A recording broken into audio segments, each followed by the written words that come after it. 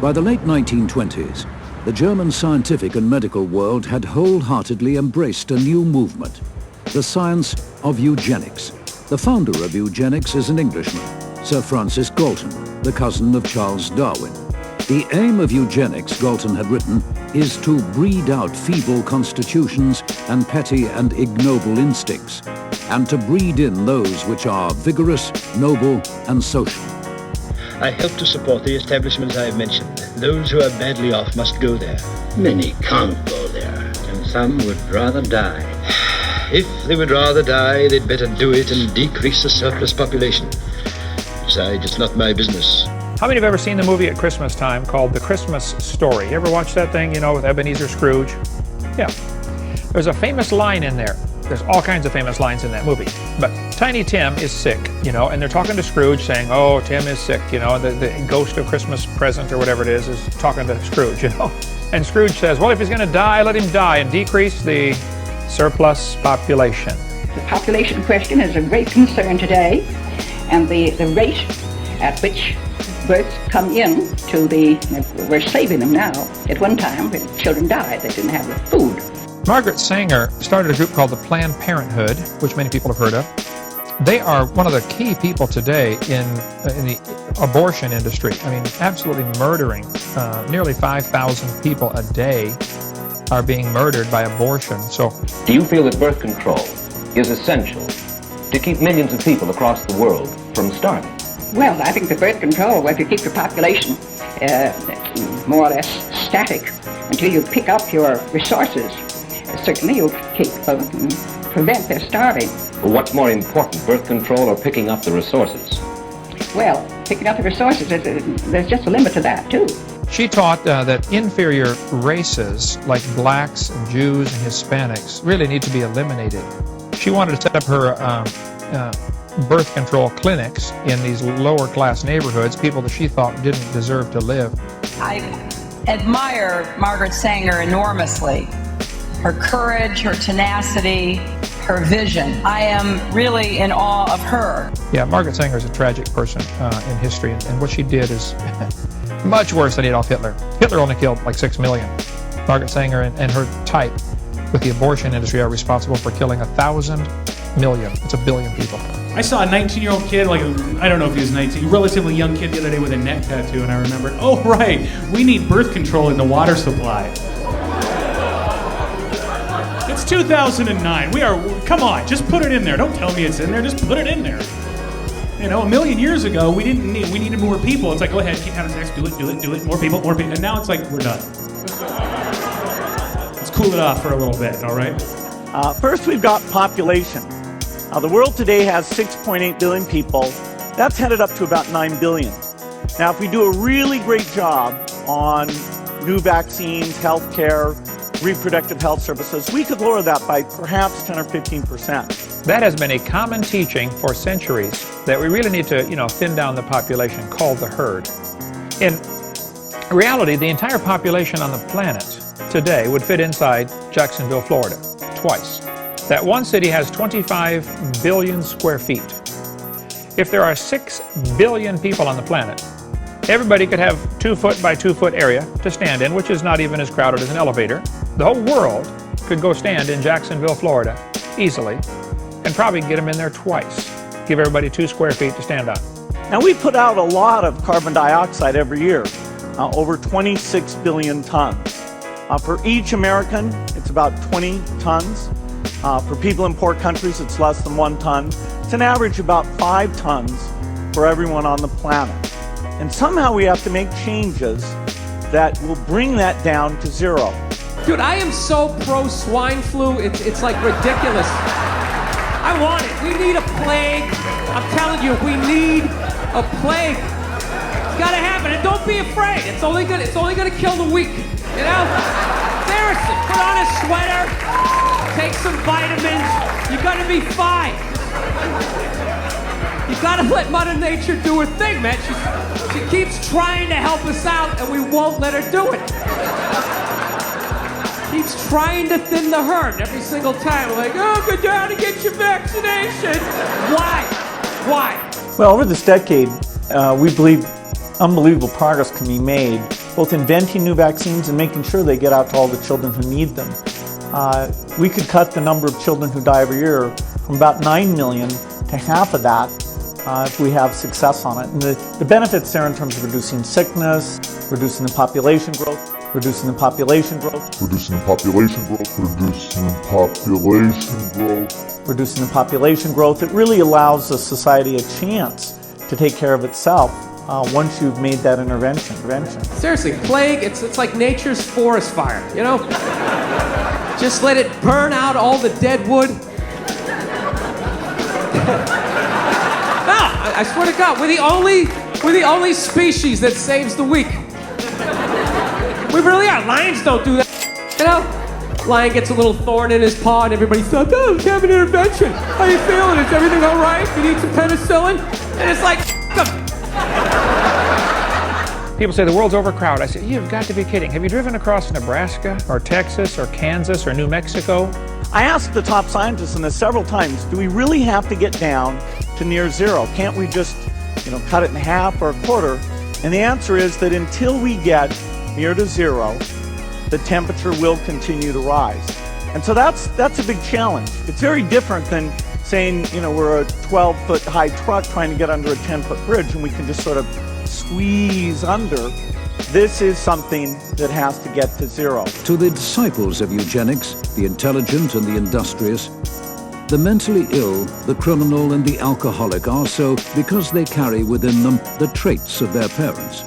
The fear is that inferior types, by breeding faster than those of more valuable stock, will produce a catastrophic decline in the quality of the human race. Only by the most drastic measures, it is believed, can disaster be averted. The solution favored by the eugenics movement is the legal control of human breeding. Laws must be passed for the compulsory sterilization of the feeble-minded, the alcoholic, the insane, and the poor. The Earth's population has nearly doubled in the last 100 years. Add climate change, lack of land to grow food, and overconsumption to the mix, and life as we know it on the planet appears to be in peril. You are tuned in to God's Property Radio. Here are your hosts, Sam and Dan. Welcome to God's Property Radio. I go by Sam, and this is episode 24 of God's Property Radio. Pretty pumped. Before I get into the episode here, I wanted to read some emails and just talk about a couple of things. So without further ado, I'll just jump right into some of the emails. First off, we got an email from Julian. He says, what's up, Sam and Dan? First off, I want to say great job. You guys have been doing an awesome job with the podcast. I love the way you ask questions and try to learn from your guests rather than try to compete about who knows more. You guys ask the questions I always wished other podcasts would ask. Your humble approach is so refreshing. I just really appreciate what you said, Julian. I know Dan appreciates it as well. He's been down and out for probably about the last month. He's got chest pains and some things going on. So keep Dan in your prayers. There are definitely some changes abound for GPR, and I'm going to talk more about that on the outro once again.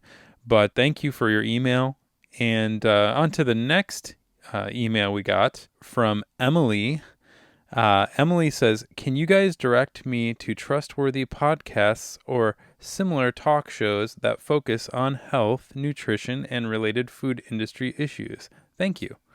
Emily, thank you for asking that question, because that is something that has been near and dear to Dan and my hearts ever since we started God's Property Radio.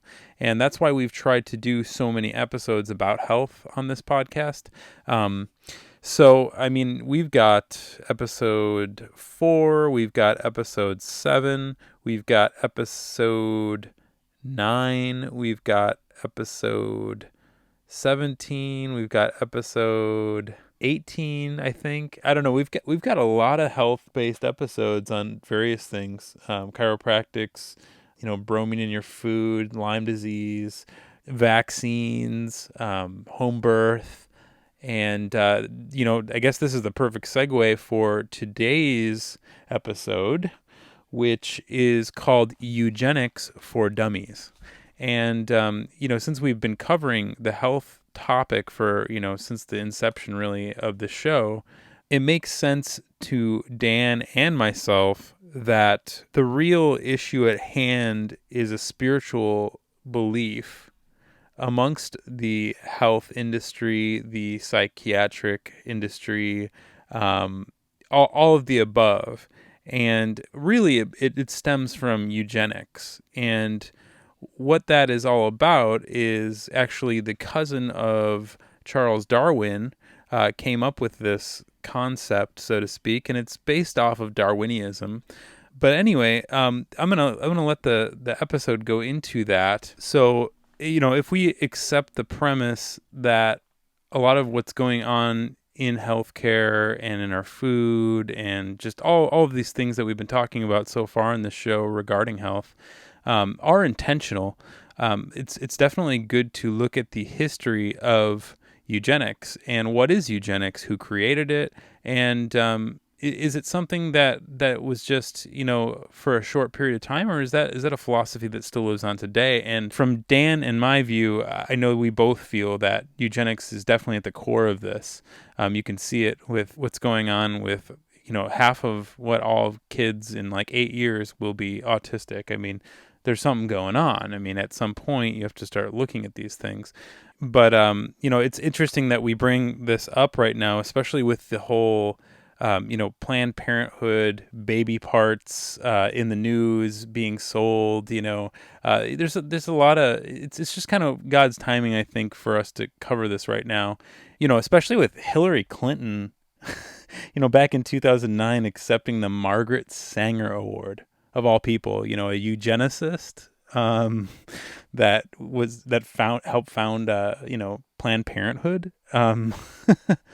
So it's a little weird. And now we have, she's a presidential candidate, and she's basically saying that she has, great admiration for Margaret Sanger, a eugenicist. Well, what does that say about what's going to be happening with our leadership in this country if she gets elected? Let alone if, the other problems with the other different candidates. And, Dan and I don't buy into the right wing or left wing game here. It's two wings of the same bird, as Rob Skibo said once to me.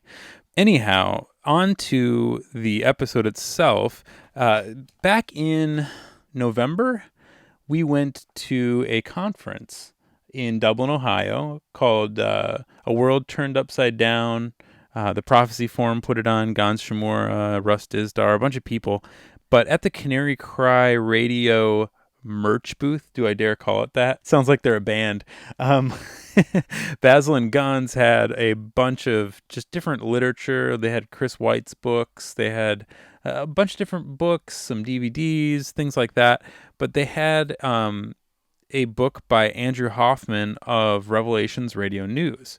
And Andrew Hoffman has only made one book, but I couldn't help but look at it and just be intrigued by the title, which was The New World Order and the Eugenics Wars, A Christian Perspective. Now, I haven't finished this book. I'm maybe, a third done with it, but I would recommend it to anybody who wants to just get a basic skim on the situation. It's not too hard to read. I think that Andrew put things into a really easy to remember kind of format, and it's about 150 pages. So for the short attention span people out there like myself, it's perfect. But anyway, Andrew Hoffman, if those of you, I'm sure if you listen to our show, have heard of Revelations Radio News, part of Revelations Radio Network as well. Great show. Recently had Dr. Future on the latest episode, at the moment anyways, about the Georgia Guidestones. And for those of you, I'm sure most of you know what the Georgia Guidestones are, but I recommend you go check out that episode, because I think it will it will give you more info on Andrew himself, and Dr. Future's just got a heart for the Lord and somebody that I love to listen to. But basically, Dr. Future and Chris Pinto put together a documentary recently called Dark Clouds Over Elberton, and it's a documentary all about the Georgia Guidestones and who funded it, who was R.C. Christian, etc., etc. I just ordered it on Amazon myself. I would recommend it. It's very intriguing. And the main point, however, would be at the top of these Georgia Guidestones, which are kind of like the New World Order's 10 Commandments, laid out in, I think, 10 different languages. You have the top guideline of the guides is maintain humanity under 500 million in perpetual balance with nature. Well, I mean, again, I'm sure most of you guys have heard of this and, aren't too shocked, but there's some people out there that haven't. And, just think about having to cut down the population. If that is the goal of the New World Order, we got a lot of people to get rid of. And as you heard in the intro video before this episode, there was a lot of quotes from Bill Gates going on. I mean, Bill Gates is highly involved in vaccinology and getting vaccines to kids all over the world. But it's really creepy to hear him talk about it. I can't even tell if he's saying we'll cut down disease or we'll cut down life, so therefore we'll cut down disease. I'm not sure where his logic is. It's so vague the way he speaks about these things. It's almost like it could be taken two ways. In one breath, he says, we're going to save all of these kids' lives. But then in the next breath, he goes, we're going to reduce the population growth. I mean, it's so ridiculous. But that being said, I guess it's time to just get into this episode. But there's a lot of stuff I want to talk about. Referring to the last email that I was reading from Emily, there will be more information for you at the end of this episode to be informed about some more health-related episodes coming your way, maybe in the fairly near future from God's Property Radio. So I'll leave it at that. But again, if anybody gets a chance, go check out Revelations Radio News. You can go to revelationsradionetwork.com. That's what we're a part of. That's what Canary Cry is a part of. You can find Revelations Radio News there. I find that to be, one of my favorite shows to listen to. I think it's just the overall sarcasm of both Tim Kilkenny and Andrew Hoffman that kind of cracks me up. But it was awesome talking to Andrew. I know I've quoted Tim on our show before, about the Disneyfication of Christianity. I think I talked about that on the Russ Dizdar episode about a year ago. But just a pleasure to speak with Andrew. And I must apologize to everybody who's about to listen to this. The quality of this episode got botched a little bit. Dan hasn't been here, as you know, and Dan has the other computer with the other recording program on it. So I haven't been able to record separately in a higher quality. So what I had to do for this episode was use a spare low-quality mic on top of my laptop speaker. And so I tried my hardest, but there is a buzzing going on during Andrew's talking. And, I apologize for that, but I had to work with what I had to work with. And I think that the episode still is listenable. It's just maybe just not as ideal as some of our other ones. So my apologies on that. But I think that the information that is given during this interview is pertinent to all of you. And so there will be a point when we don't have a free internet and these MP3s, good quality, bad quality, whatever quality, the information will be hard to get. So when that happens, you'll appreciate it. Okay, maybe you won't. Anyway, on with the episode. This episode is called Eugenics for Dummies with Andrew Hoffman, GPR024. Here we go.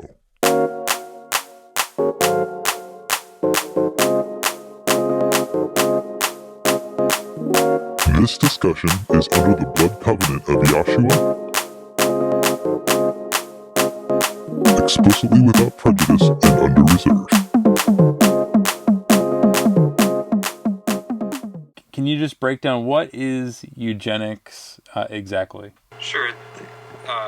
Eugenics is the belief that there are people with good genes and people with bad genes, and if you the original version of eugenics was that the people with the good genes should have lots of kids and the people with bad genes shouldn't have any or should have very few children, and eventually the human race would ascend to Superman status. That kind of morphed because all these wonderful programs, birth control and all the different things that they intended to basically keep the inferior classes from reproducing, ended up being adopted by the middle and upper class, and for the most part ignored by the lower classes. So it kind of backfired, and what you've got. Well, I don't want to skip too far forward. And so the time period we're talking about is 1800s. Darwin, his family and extended family were part of it. The Huxleys, Aldous Huxley's parents were involved in it, which is the reason why, actually, I think Huxley might have been third generation. And he was a super genius, but he was also nearly blind and suffered with other health problems related to the fact that his family was sworn into this eugenics pact with 5 other upper crust British families, where they would only intermarry among each other. And their belief was that they would, within a couple generations create superhumans. Well, just like every other example of inbreeding among royalty or any other group throughout history, it didn't end up going very well. So, right. Okay, so you've got the Huxleys, the Wedgwoods, the Darwins, I think the Galtons, and they said, okay, if we only intermarry with each other, we're going to create superhumans in no time. And in reality, within a couple of generations, they had given up on the experiment because it was very destructive. I mean, just like any inbreeding throughout history, it has very detrimental effects. But the part of eugenics that would flourish into the 1900s in America, where it was really promoted the most, it was the American Eugenics Society. This was embraced by some churches. Churches would have eugenics competitions with each other for supposed, fitness and things like that. There was, and then the American Eugenics Society became an organization that's very familiar to everyone out there now, which is Planned Parenthood. And Margaret Sanger, the founder of Planned Parenthood, was of course also a member of the Eugenics Society, and as I think many people who would listen to this podcast know, held very racist views. There were, they believed that, coincidentally, among people of Northern European ancestry, it just so happened that they believed that people of Northern European ancestry were superior to everyone else. Mm-hmm. And this idea started in Britain and what have you, was very influential in the U.S., is still very influential in the U.S., especially in the kind of East Coast establishment type people that are still out there. And was also embraced by Adolf Hitler, which is the reason that eugenics kind of developed a bad name and became changed into nice things like, Planned Parenthood, family planning, things like that. Their intention, and the reason that when you get married you had to go and get a marriage license, what they intended to develop were societies where you couldn't have children without their permission.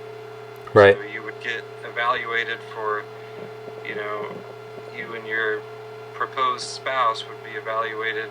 Okay, are you smart enough? Are you,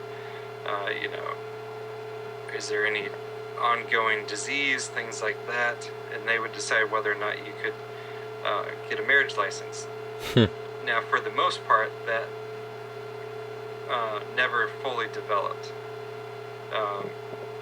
Pretty much anyone can get a marriage license. I think the only requirements are age pretty much now. But the roots of that are eugenics. The roots. Go ahead. That's really interesting, actually, because we've interviewed some people on like the legal realm of things, like the birth certificate, social security card, all that kind of stuff, and I believe it was Kent Hovind who had said this in one of his seminars a long time ago, but I believe Paul J. Hansen reconfirmed it in an interview that we did like a year ago, where I guess essentially the marriage license is what actually gives the state the right. Basically, the nanny state controls your kid, gives them the right to your biological, property, essentially. Well, they certainly seem to think they have the right to children born out of wedlock as well. Yes. So, I think there is an element to that, and that's the way they intended to have it when they set it up. And I was also going to say, these child protective services, this all comes from eugenics and the idea that the state or some element of the state knows better than parents what should be done with their children. Mm-hmm. And it's the state's job to protect children from their parents, things like that. And, there's just heart-wrenching horror stories of child protective services, and surprise, surprise, people that go into that and stay in that field where you're going and taking children away from their parents. You don't always get the best individual that enjoys doing that. Right. And statistically, children are far more likely to be abused once they're in state care than if they never go into state care in the first place. Sure. And there's even I was actually at a thing for my business, this nonprofit group that actually looks for foster parents and places kids in foster care. But the lady there said that their main objective was to keep kids out of foster care. She had admitted what I already knew. She said statistically it's the worst possible place. Kids are way better off, even if it's not an ideal home life, if we can keep them out of foster care. Just right. The outcomes are not good. And by the way, there are great foster parents out there, and if you can, if you take that on as a ministry, more power to you. Yeah, no, I hear you. I have relatives that have done that, that couldn't have kids, and I mean that is definitely a selfless thing, I think, and a very tough thing, because to start out with a kid, fresh like you and I, biologically even, it doesn't have to be that way. You can adopt, but I mean to take on a kid that is 15 or something, that seems like a really hard thing to turn around, whatever they've been taught, or wherever they're going. Well, and I'm amazing how she could tell about a person by the time they're 5. She would see these kids that she'd had in kindergarten 10 or 15 or 20 years later, and not always, people change and what have you, but lots of times the ones that you're a little worried about when they're 5, you're still worried about when they're 25. Mm-hmm. And, when I taught high school, I kind of felt like, to a certain extent, at that point, kids are already set in the way that they're going to go. I mean, you've got your good students that are going to do whatever you can do in order to get the good grades that they need. You've got the kids that have already given up on school, and, there's no incentive that you can give them that's going to appeal to them. The school district that I taught in had more people going, more students that attended high school there ended up in prison than graduated from college. So wow. there's, and you see lots of kids that, you know, were kind of born into gang lifestyles and things, and they, you know, they don't buy into the propaganda that schools, they're way out of it. And that, you know, and the kids that do buy into it, unfortunately, your reward for going to college and getting a college degree right now is kind of like you got a really expensive high school diploma. Because starting out with a bachelor's degree now is pretty similar to what starting out with a high school degree was, let's say, 40 years ago. Just, you know, economically, there's just not the same opportunity there was in the past. Yeah, you mentioned Margaret Sanger. It's interesting. I just went and got my hair cut today in Corning, New York, that's where she was born. I didn't know that. I was looking at her stats there, and they have a Margaret Sanger basically clinic there, in memoriam or memorial of her. You know. Right. Yeah. She's a big hero. There's grade schools and high schools named after Margaret Sanger. Margaret Sanger Award recently given to Hillary Clinton. Oh. So I think you've done a good job at explaining what eugenics is, as far as where it stems from, those families like the Huxleys and everything, which is interesting to mention the Huxleys because, I mean, you think about Brave New World and these books, where did all this come from? What kind of minds were writing that stuff that is, you know, almost coming into fruition at this point in our lives here? Yeah, I mean, I think 1984 is a great book, but Brave New World, in some ways, is even more accurate and was written well before 1984 was written. And he didn't just, you know, make this up out of whole cloth. This was actually stuff that was being planned. And at least when I read the book, I thought it was a warning against it. Other people have interpreted it more as hey, this is what we're going to do to you type thing. But one thing that I didn't cover, or I kind of went off on a different rabbit trail there, but the type of eugenics going on today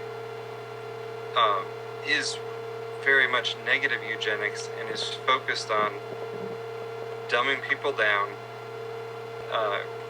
keeping them from reproducing, and I don't know if you would necessarily blame this specifically on eugenics, but just increasing reliance on the state, the government, and trying to eliminate all other forms of, you know, anything else that people could be loyal to or could, you know, work together, and that's not the government is kind of verboten, whether it's family or church.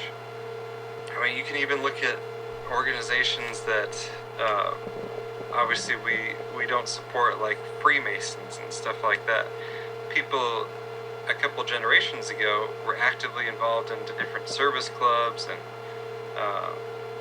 you know, they would actually get together and meet with their peers on a regular basis. And now, for the most part, you know, we work, watch TV, or are doing stuff online and are relatively isolated. So it's a culture that's bound together by mass media rather than actual human relationships a lot of times, which I think is very much by design. That's not an accident, because it's much easier to control people that way. You don't have to have a Freemasonry organization with little branches everywhere to control people when TV does it for you.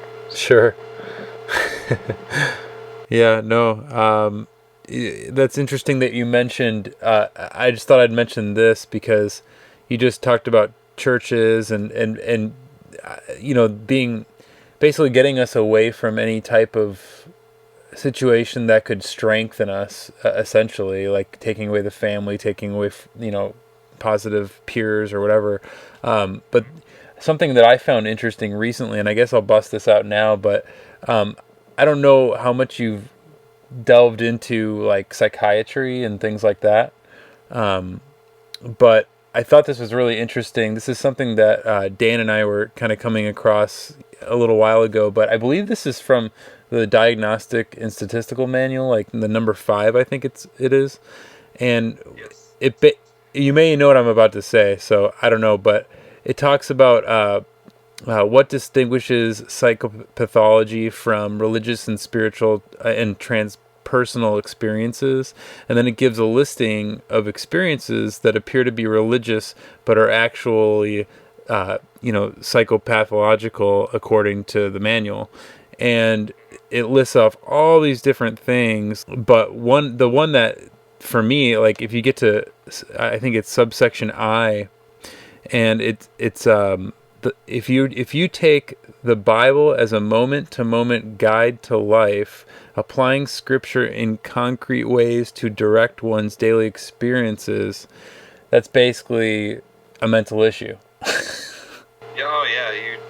You definitely need some medication for Merck or GlaxoSmithKline to straighten you up.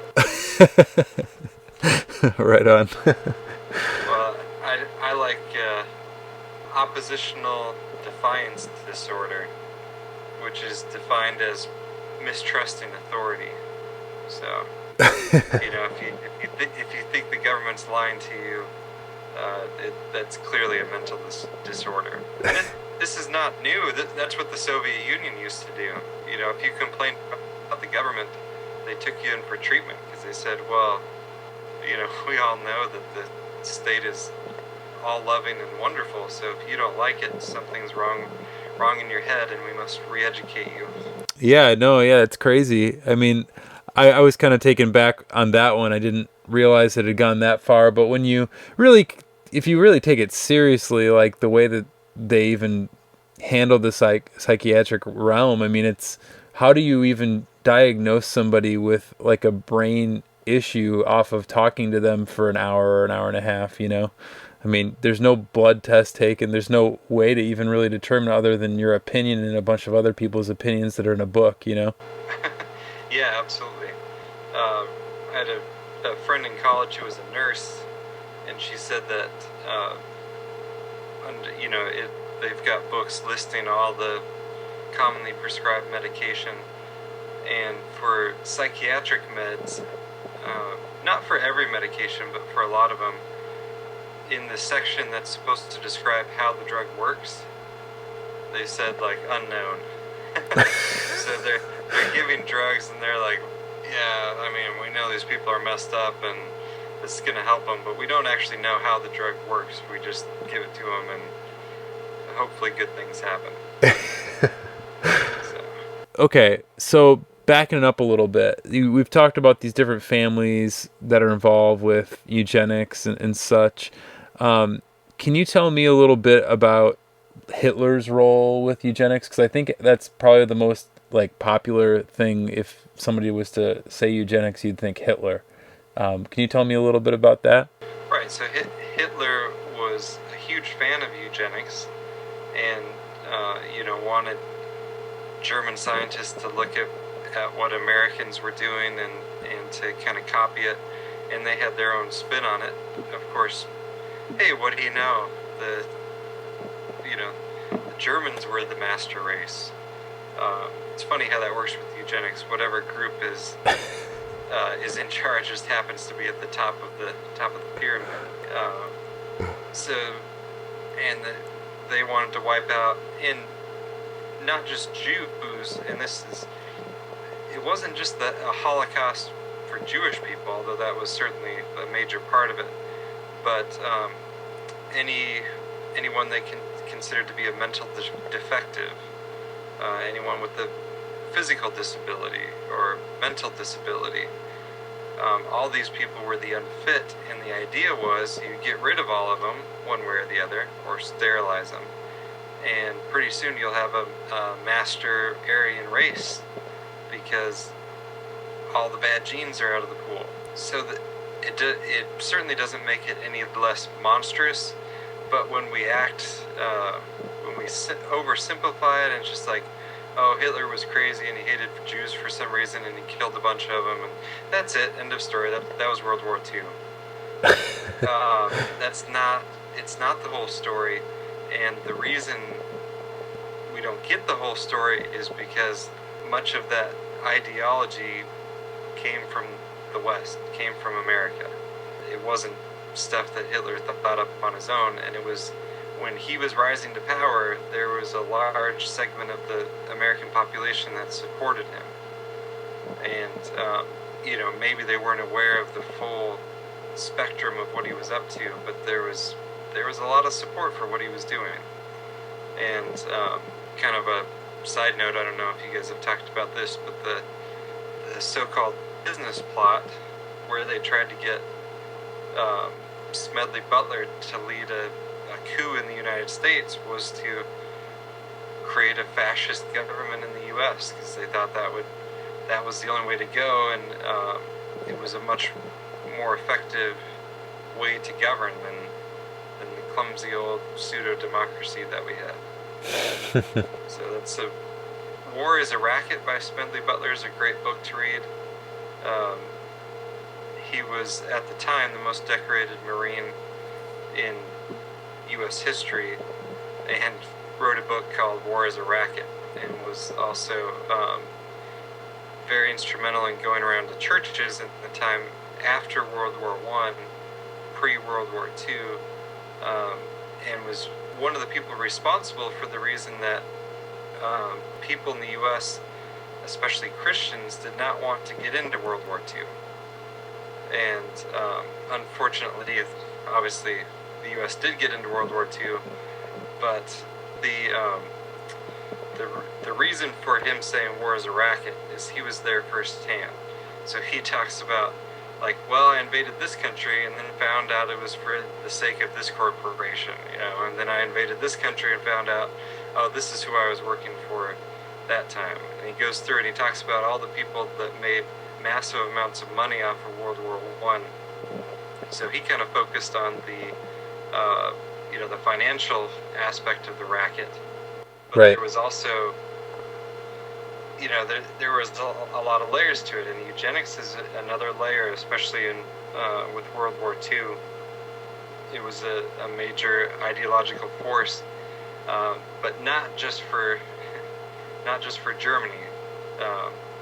The U.S. did not fight Germany because it disagreed with what Hitler was doing to the Jews or other people groups. There was geopolitical stuff going on, but it wasn't U.S. good, Germany bad. It wasn't exactly that simple.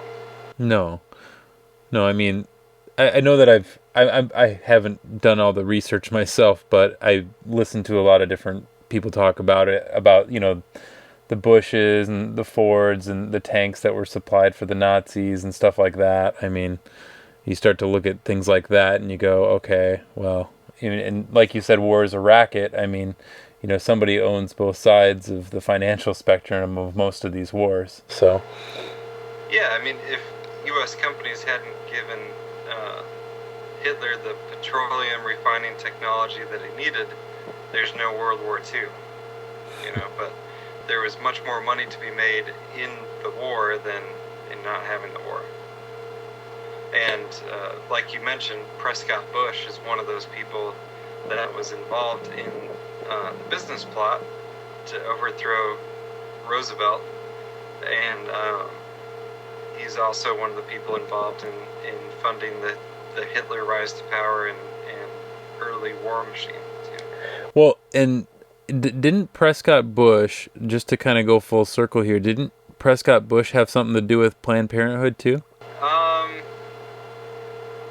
That's possible because the East Coast banker clique, that's the same group that was very involved in eugenics as well. I don't remember specifically, but it certainly wouldn't surprise me. Mm-hmm.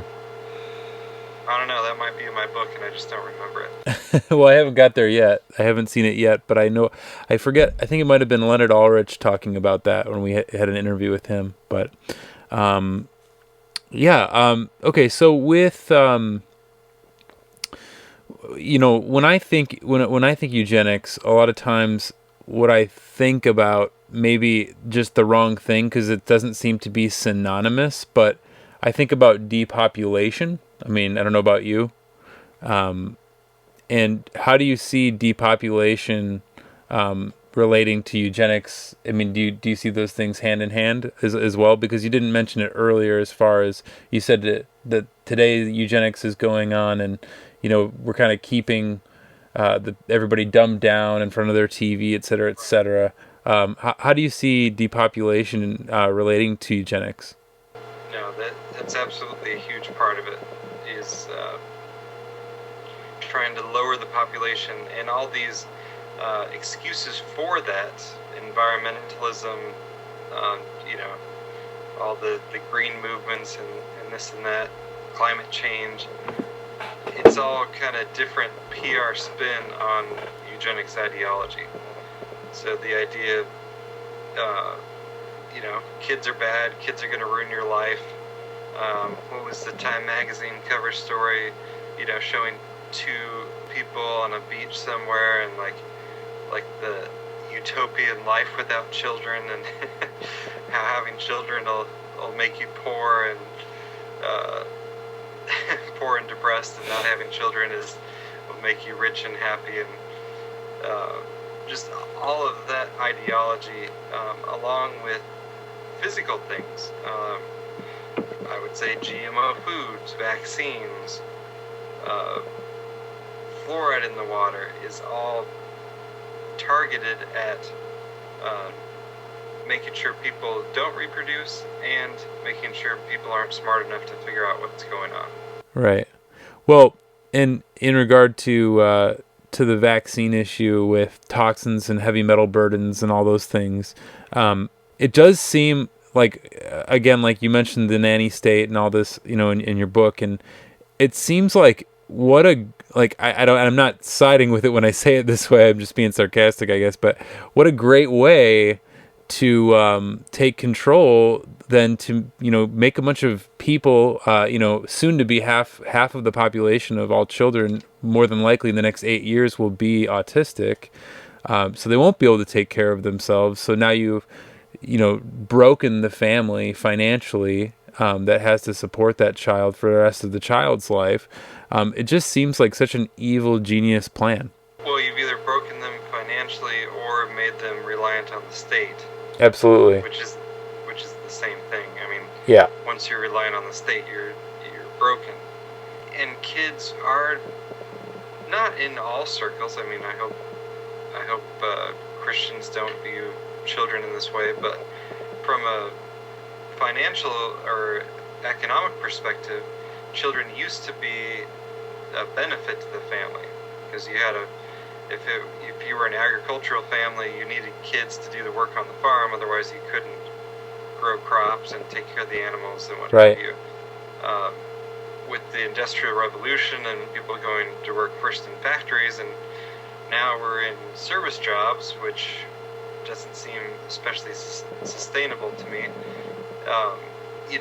Children are an expense, and if you've got kids and you want to do it the right way, you're supposed to pay to have your kids in club sports and this activity and that activity, all of which costs a lot of money, and is a way to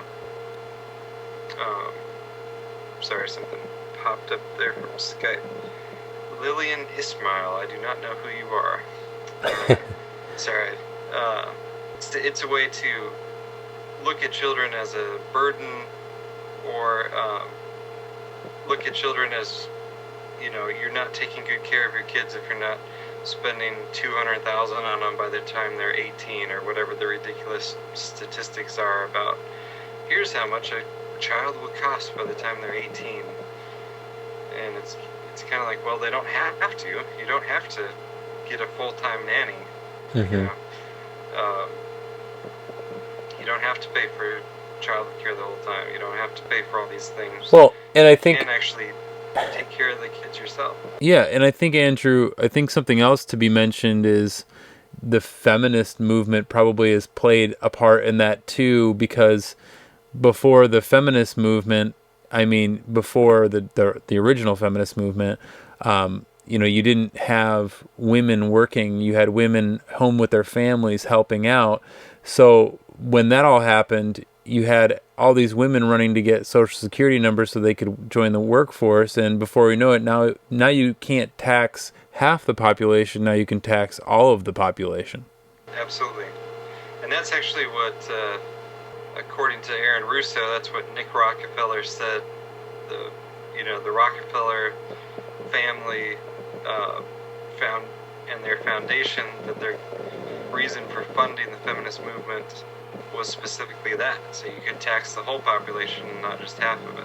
And notice how I don't think people are twice as well off as they were in the 1950s with single-income households. And it's kind of like every new technological advance is sold as, well, this is so much more productive, so you're going to have more free time and more time to spend with your family. And no, now you just get to see work emails when you're at home on your phone and things like that. So it's horrible, by the way. Sorry to tangent, but like I live and work on a campground, and my wife has her email going to her phone, and she's like kind of a workaholic, and at night if it goes off, she won't be able to go back to sleep if she checks it. It's like so horrible. I keep telling her, please just get rid of your phone. Yeah. I've purposefully got about the dumbest phone I can find, and so I will have my email open and respond to it right away the whole time I'm at work, but after work I don't see it until the next day. It's, I'm not a emergency room surgeon. I don't need to be plugged into work 24 hours a day. So. Yeah, we see way too much of it. I mean, it's just gotten unnecessary. When I drive by a campsite and I see everybody looking down at their iPads, I know that it's gone too far. And these are the people that still care enough to go camping. I know. Well, a lot of people are like, camping? Why would I go camping? As long as there's internet, I'm good. Oh. Okay, so depopulation is where we were, kind of talking about that, and sorry about the mega tangent there. No, that's certainly valid and certainly part of it. In depopulation, I'll plug the recent Revelations Radio News podcast. We had Dr. Future on, who's probably familiar to some of the people that listen to your show from the Future Quake days, and him and Chris Pinto put out a documentary where they figured out who R.C. Christian actually was that commissioned the Georgia Guidestones. Right. And those are infamous in conspiracy circles because they've got 10 guidelines listed on them, or guides, and one of them is to keep the Earth's population under 500 million in harmony with nature. And it talks about, leaving room for nature on the Earth.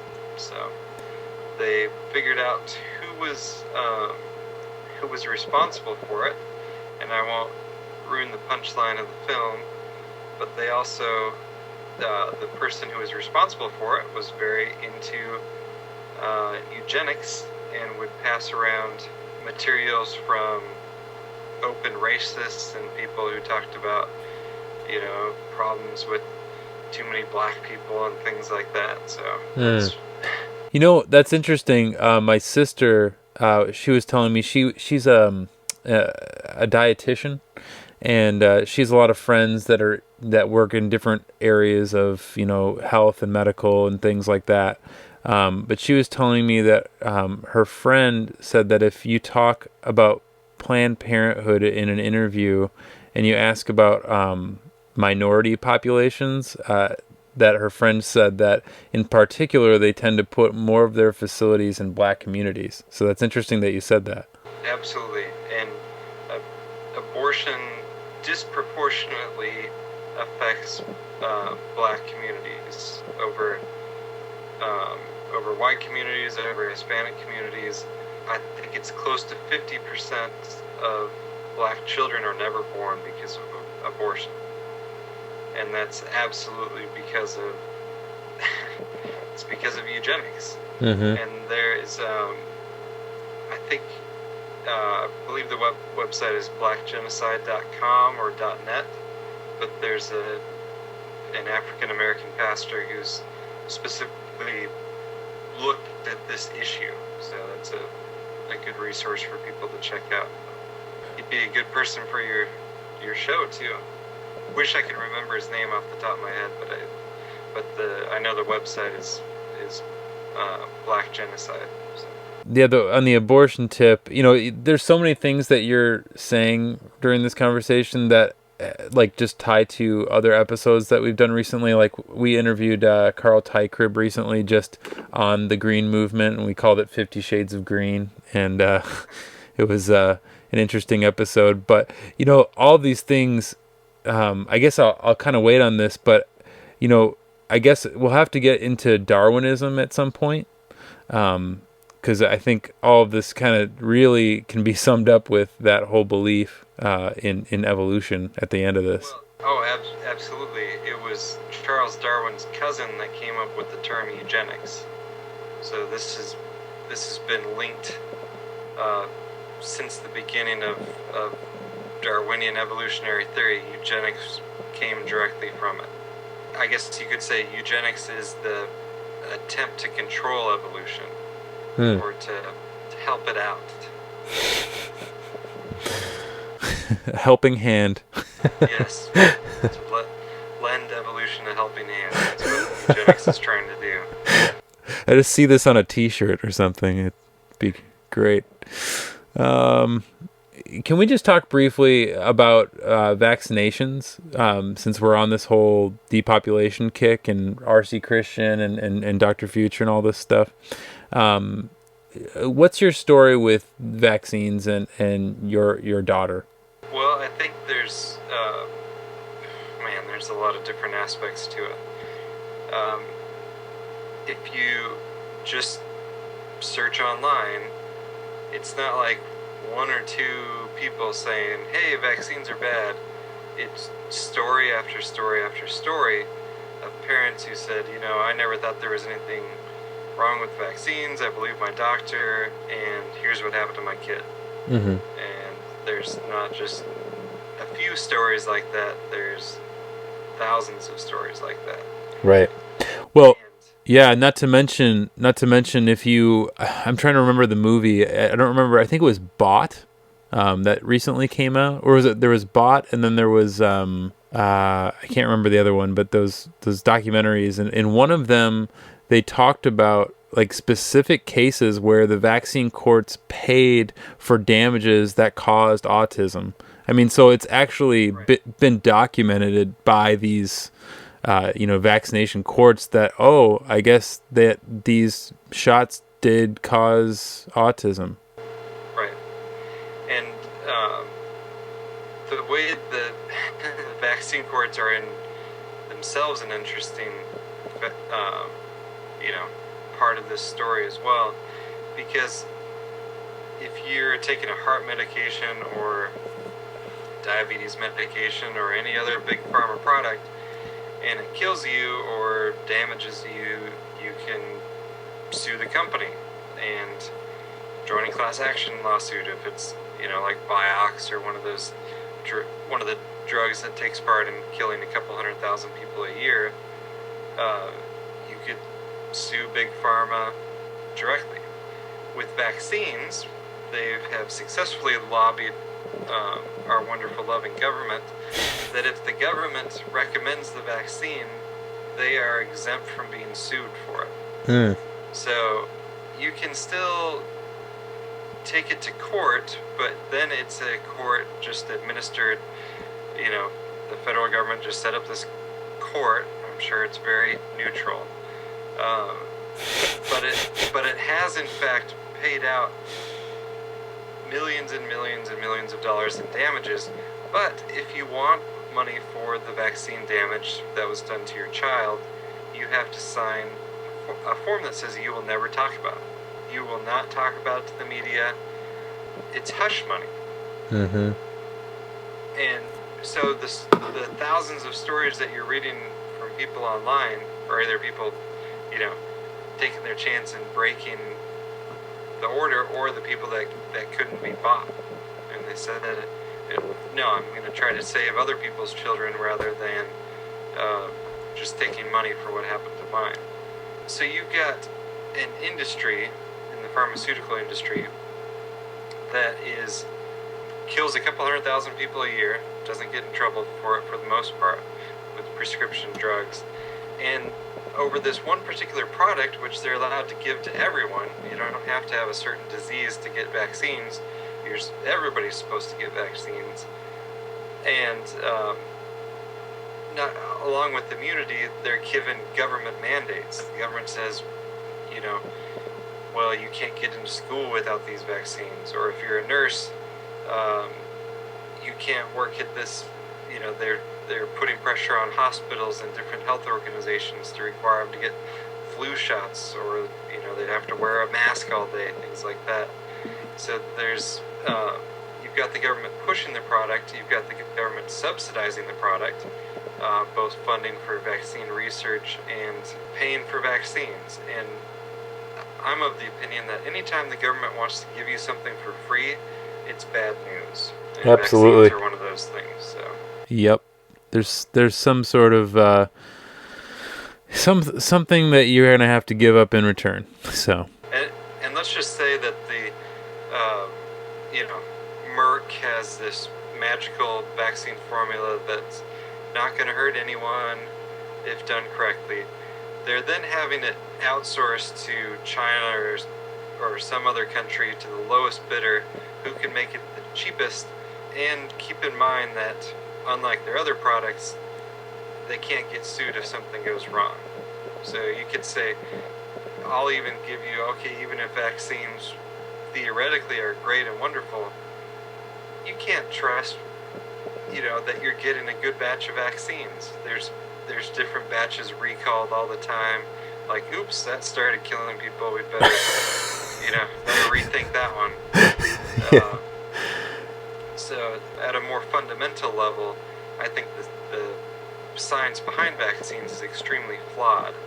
I mean, there's no real evidence that that you are a healthier person after getting all your 50 recommended vaccines than a person who didn't get any of those vaccines, but also hasn't had their immune system assaulted. Or are we really, look at kids nowadays. Are they really healthier than 30 years ago when kids were getting 3 vaccines, or 70 years ago when kids weren't getting any vaccines?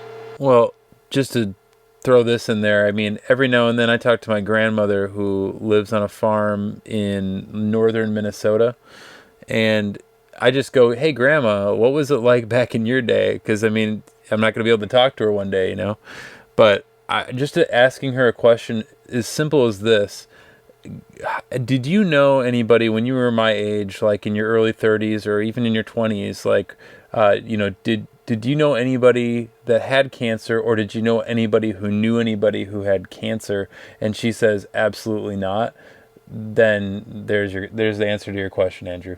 Yeah, and childhood cancer used to be like not national news, but in the medical community, you would like travel across state lines to go see a kid with cancer if you were in medical school.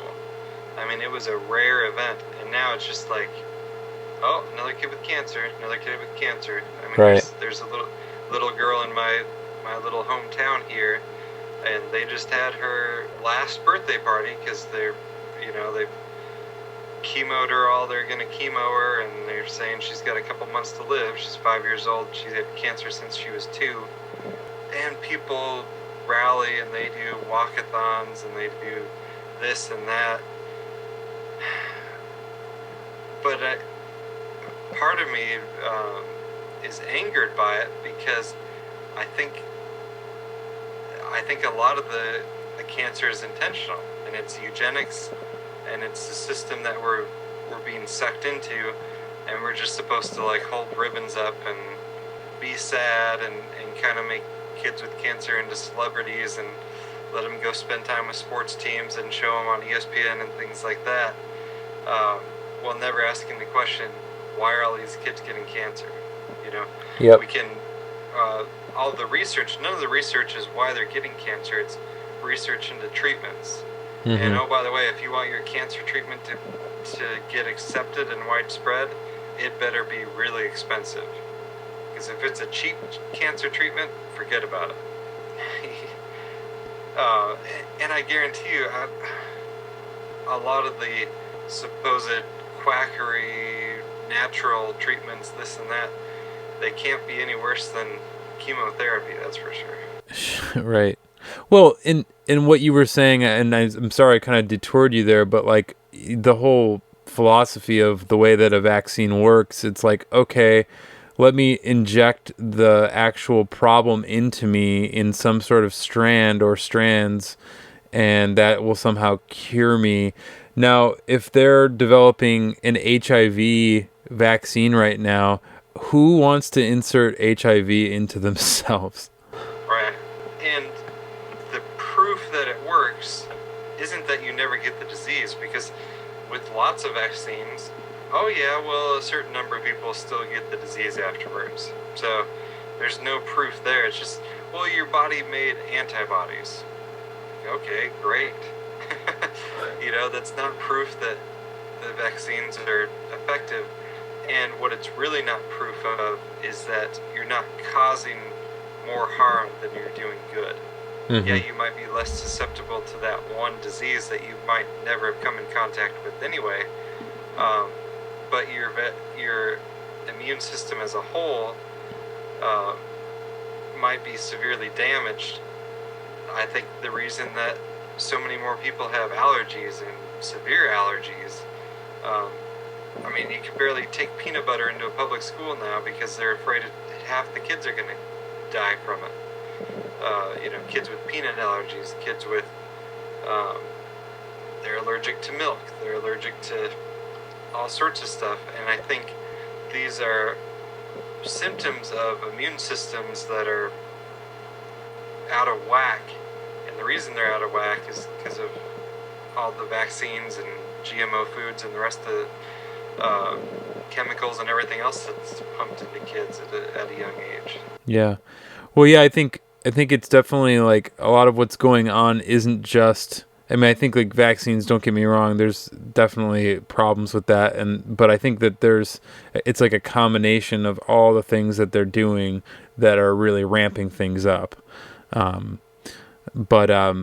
So like just real quick to share my story about the vaccines.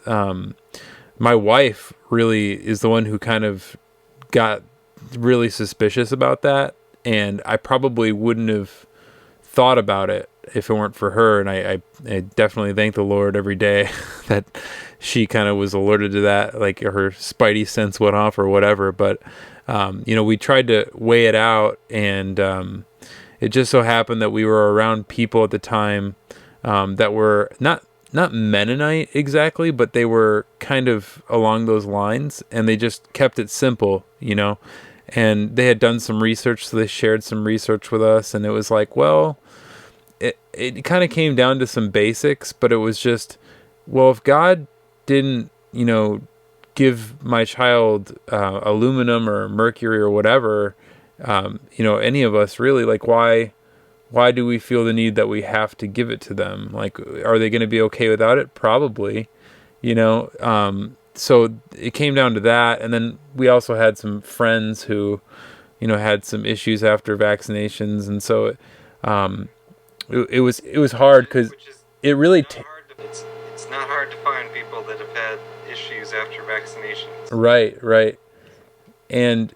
but it's I don't know about you. I don't know your whole situation. I'll just tell you briefly. Like, the first situation was at the hospital, and if it weren't for my wife having a doula who like got her birth plan all together, I think it would have been really hard, because my wife did like the natural birth way of things, like no drugs, no nothing. And then the second time we had our daughter, we had her at home, which was a much better setting, because I don't know about you, but the hospital was just so fun to be in. Right after you have a baby, people bugging you every like 20 minutes, no bonding and all that. But Dan, my co-host, who's not here, his wife with their firstborn, he's recited this story many times, but I thought I'd share it with you. Basically, they had kind of a plan together, like no vaccines or whatever, and they made Elizabeth like sign some sort of paper. I shouldn't say they made her, but they put it in her face while she was in heavy labor, while Dan was going out to the car to get something for her. And it was just like the worst of times, or the best of times, depending upon what side you're on there. And so she signed it, and Dan didn't even know. So when he came back, when their daughter was born, they took the baby, and Dan kind of had his eye, on them, and he saw him stick a needle in Anna's arm, and it was the Hep B shot. Basically, she had signed that it was okay to do the Hep B shot without even knowing it. So, and they didn't do anything besides that. They didn't even want that to happen. But I don't know about your experiences. I'll let you go on this now. Yeah, our experience. I mean, I was prepared for the Hep B shot, right? And so they say, okay, well, we want to do the hepatitis B shot and something else, and the vitamin K shot. And so I'm like, no, we don't want any vaccines. And so they send the doctor in. Yeah. And the doctor's like, look, I totally get it. I totally get the hepatitis B thing. I didn't even want to give it to my kid, but, I'm like, oh, I'm a pediatrician. I have to do it. So I ended up doing it. But you don't want to do the hepatitis B shot, fine. But you've got to do the vitamin K shot. It's just vitamins. It's not going to, there's no bad effects from it, yada, yada, yada. And, like, I had, to be honest, never heard of the vitamin K shot. And I'm like, oh, I don't know. Well, I hadn't researched that one. So, it's like, well, and they could, your baby could bleed to death with even a minor injury if they've got this condition, and the only way to prevent it is to, pump them full of this vitamin K stuff, which I found out later isn't even really vitamin K. So my daughter did end up getting the vitamin K shot. That's the only one. Right. If I had it to do over, I definitely wouldn't have allowed that one either. Well, what is the vitamin K? Well, it is vitamin K, but it's an artificial version of it, and they give way too much of it, and then any injection. It's not nearly as bad as the hepatitis B vaccine, which, the kids' immune system, they say, oh, well, they don't really have their own immune system, and they're working off their mother's immune system until they're about 1 year old. It's like, well, why are you pumping them full of vaccines then? It's ridiculous. If the mother does not have hepatitis B, there's absolutely no justification for giving the hepatitis B vaccine. It just really is not. Except for when multiplied out by, however many millions of kids are born, it's big business. Mm-hmm. Do you think the vitamin K, can have some pretty, anything severe happen from just the vitamin K, or do you think it just kind of is a primer with everything else? Well, we didn't see any,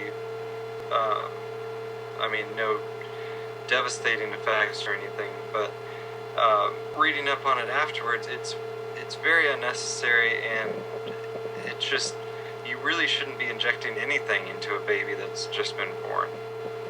All the different, body systems, mental systems that are kicking into gear, the last thing you want to do is weigh them down with having to fight something off or adjust to something else. So, vaccine safety studies, obviously not done on infants, right? And also, it's come out now that in lots of these vaccine safety studies, what they do, instead of, you think they would inject just a placebo. I mean, like instead of a sugar pill, just inject water or something like that. They inject an aluminum-filled shot, and that's the placebo. What? So your aluminum is one of the main things that we're worried about being injected, and you just get a shot, without the dead virus or whatever, but you still get a shot of aluminum, and oh look, a similar number of people had problems after the control group fake vaccine, so the vaccine must be safe. Yeah. So they found a way to make the control group almost as damaged as the regular group. Have you seen any friends or anybody close to you have problems with their, any adverse reactions to the shots from their children or anything? Well, there's, just extended family gatherings and things. It's, okay, well, this kid can't eat this food, this kid can't have peanuts, this kid can't have dairy, all these different food allergies, severe reactions to like colors and additives in foods, which aren't healthy, but they shouldn't cause, huge behavioral problems and things like that. So I think once the body and the immune system is damaged by vaccines, then there's a whole host of things that you can't tie directly to the vaccine, but it's from a screwed up immune system. And I think that's what, whether it be asthma, you could look at diabetes and things like that. I'm not saying vaccines cause everything by itself, but as you were saying, in combination with lots of other things, it's just one more negative impact, and they're not testing for it. I mean, the way to test for it would be to do, okay, let's have 10,000 kids never get a vaccine, and let's see what their health outcomes are compared to the kids who are getting vaccines. Mm-hmm. But you have to do that anecdotally, because no one's ever going to do that study. Right. Drug companies ever going to do that study. Exactly. That's the ultimate statistic that you can't find, is that what's the ratio of kids that aren't vaccinated versus are vaccinated and the disease. It's insane that you can't get that data anywhere. And I think there's a doctor somewhere near Chicago who's done a vaccine-free practice with thousands of kids in it, and he's had like 2 cases of asthma. When that's, I don't know what percentage, but you would expect to see at least several per 100, and he's got thousands with 2 total cases. So you can look at Amish populations and things like that, groups like that, but it's all anecdotal because they won't do the true study to prove the efficacy of vaccines once and for all. Okay, so it relies on what you might describe in the book as pseudoscience? Yes. There's lots of pseudoscience out there. Right up there with the global warming stuff. Yeah, I was admiring some of your stuff in there, your quotes in here, and I wrote some of this down in my notebook here, but you were talking about how the news agencies, the reporters or whole divisions dedicated to environmental issues, because the elite want to keep the focus off of the real environmental problems that they are causing. They keep the focus on imaginary evils, and then you also talked about, I'm trying to remember here. Oh, you were talking about the funding of all of this, that like science itself, in a perfect world or whatever you said, it was like science could do research, to their heart's desire, and have all the funding that they could look for. But no, their funding comes from directly from the government via grants, or indirectly via universities, corporations, and foundations. And then we get into the whole financial, aspect of it all. And this is a known fact among people who are in that community. You want to study some tree frog somewhere? Good luck. But you want to study. So what you have to do is you say, I want to study climate change's effects on this tree frog, and you can get funding for that. So this whole argument of, there's a consensus, because 97% of, so they always say 97% of scientists, but what it really was 97% of papers that mention climate change one way or the other mentioned it as like, yes, it's a problem and it's caused by humans. Well, first of all, that's somewhat subjective to say, that's the way they mentioned it. But also, you can't get your paper published if you don't. You talk about climate change not being a problem, you are outside the orthodox scientific community, and it won't get published. So arguing, 97% of the papers agree, it's a circular argument. Because if you can't get a paper published that disagrees, of course all the papers are going to agree with each other. I'm surprised it's not 100%. I really appreciated, and I'd have to go back and read. I guess right now it would be kind of a cool way to kind of tie things into Darwinism and everything, and evolution, and kind of the way that you portrayed it in the book. But I'll just quote this. I just really like the way that this was phrased. But you said, true science, however, based on empirical data, experimentation, understanding the laws of nature, etc., has done nothing to undermine the Bible. And I want to thank you for that, because I can't tell you how many people I meet every week that certainly not only don't believe in Christianity, but think that evolution is entirely based on fact. Well, and evolution was propagated and is propagated the same exact way as global warming or any other bogus politically motivated consensus or opinion. It's just it is a political consensus. It has nothing to do with science. So you've got it served a particular agenda, and then it became, well, if you want to be a biology professor at a public university, you better believe in evolution.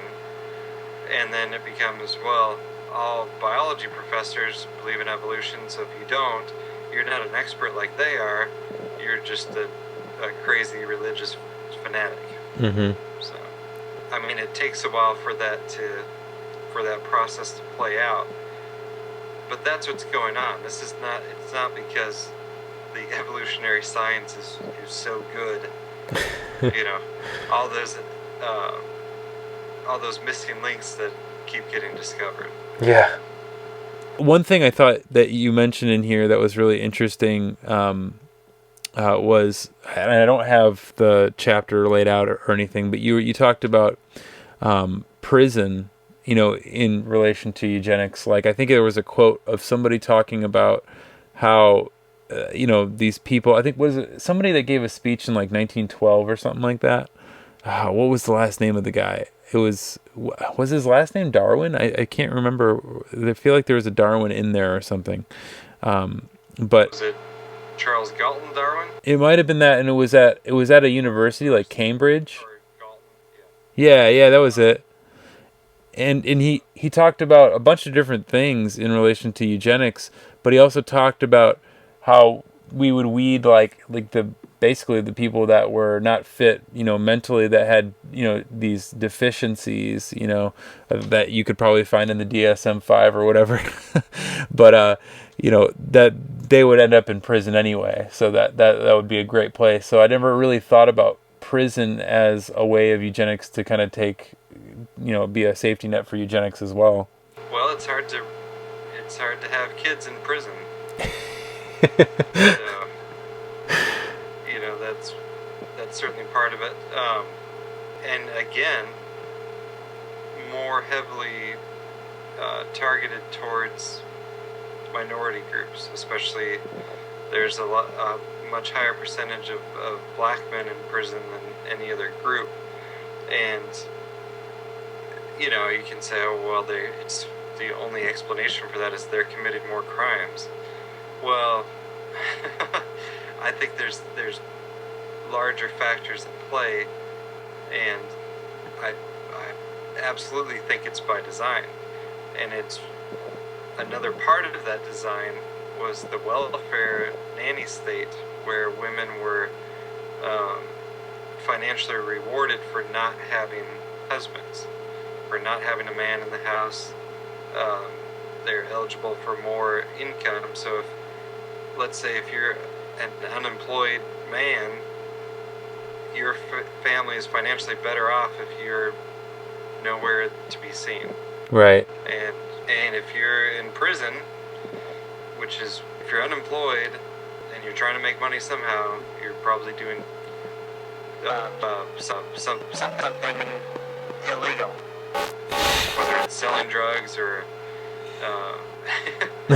selling the same drugs that the government's bringing into the country and promoting, but then we'll lock people up for it. So that's the prison system is the system that I think they would like everything to be a prison.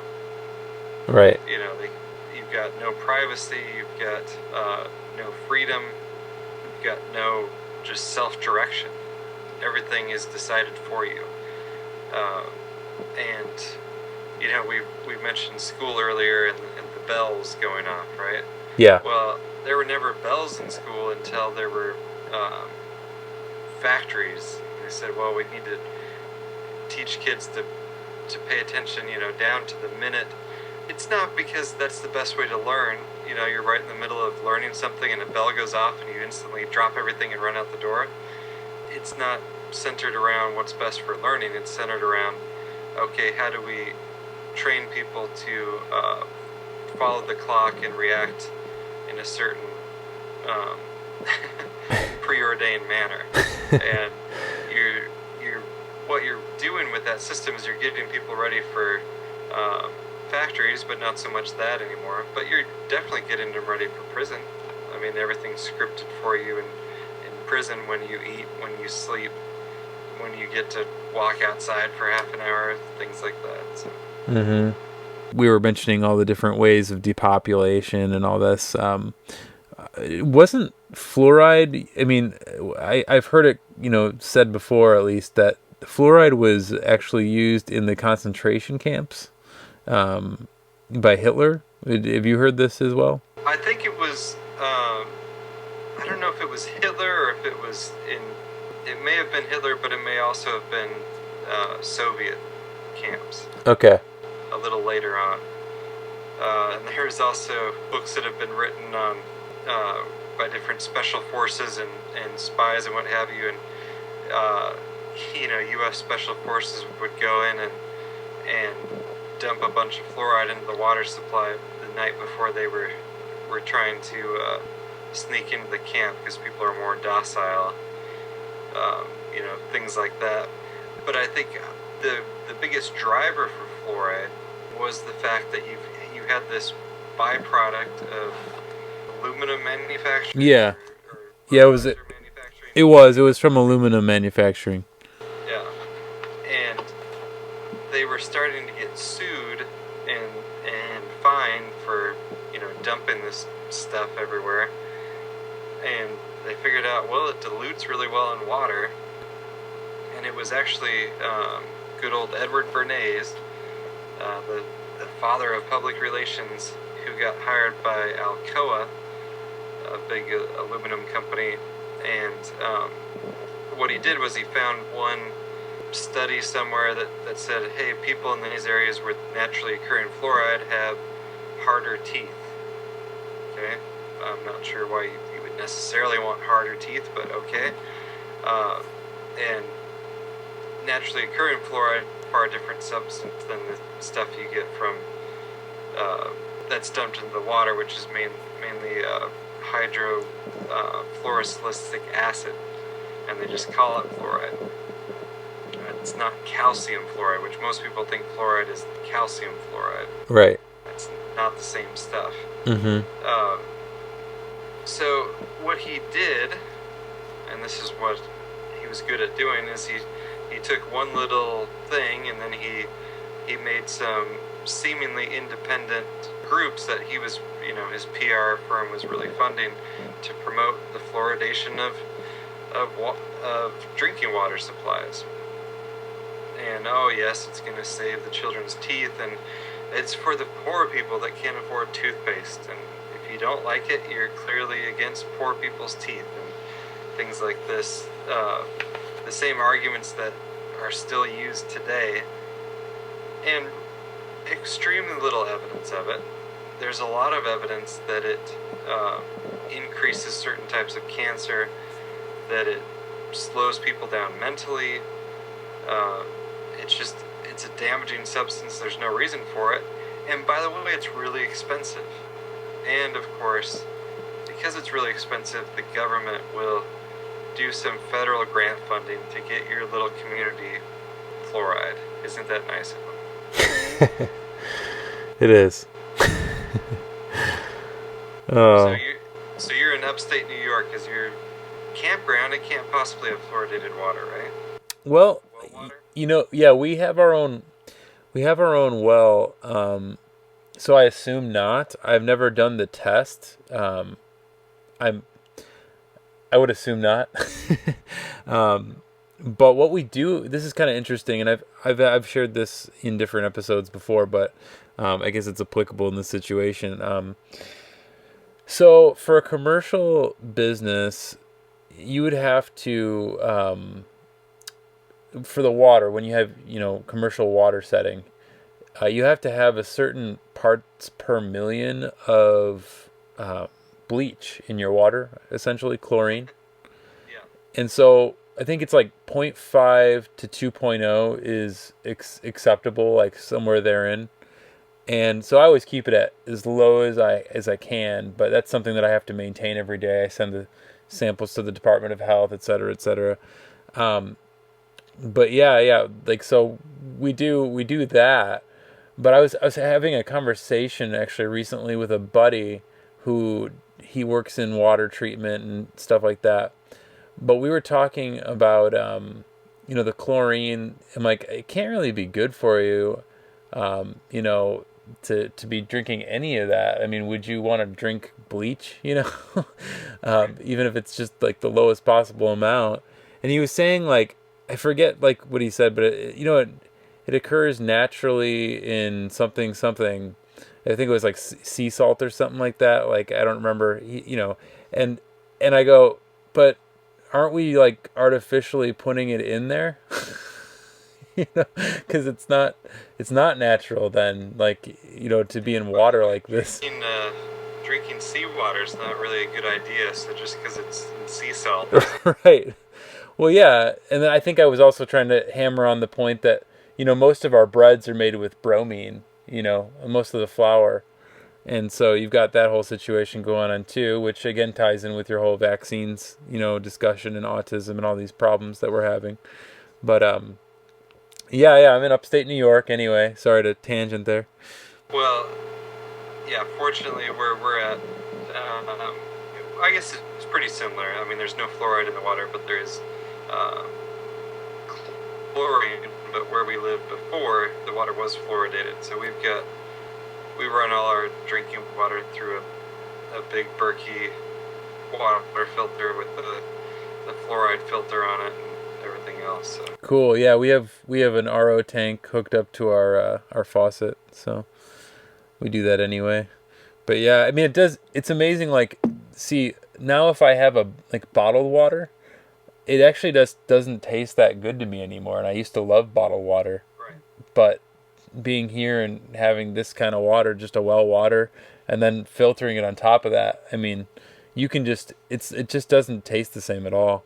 So yeah, but my wife says it turned her into a water snob. It's like, oh, like die of thirst before I drink out of the tap water somewhere, you know. But it's and people, I think, even subconsciously or consciously, they realized that it tasted better. But that's the reason for why bottled water became so popular. I think people figured out, you know, the city water is just really not that great. Something that tastes this bad, probably not that great for you. Yeah. So, because growing up, my family had a well, but even the city that we live in didn't have any chlorine in the water. I mean, we're coming right off a mountain. It's perfectly clean water, but eventually they did, you know, say, all right, you got to put chlorine in there, and they've tried to get fluoridation passed a few times, but unfortunately it's been shot down. So. No, yeah, I mean, okay, so I just wanted to ask you quickly about sterilization and eugenics. I know that you mentioned some of that in your book as well. Can you tell me about some of the instances in, I guess, the last 100 years or whatever about these sterilization situations? Well, there were sterilization laws on the books in over 20 states, and one of the most aggressive states was California. There were lots of sterilizations done, and this did not end in the 1940s. This went all the way up through the 1970s, and it came out recently.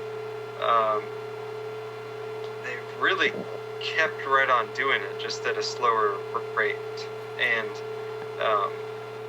what they do now with female prisoners,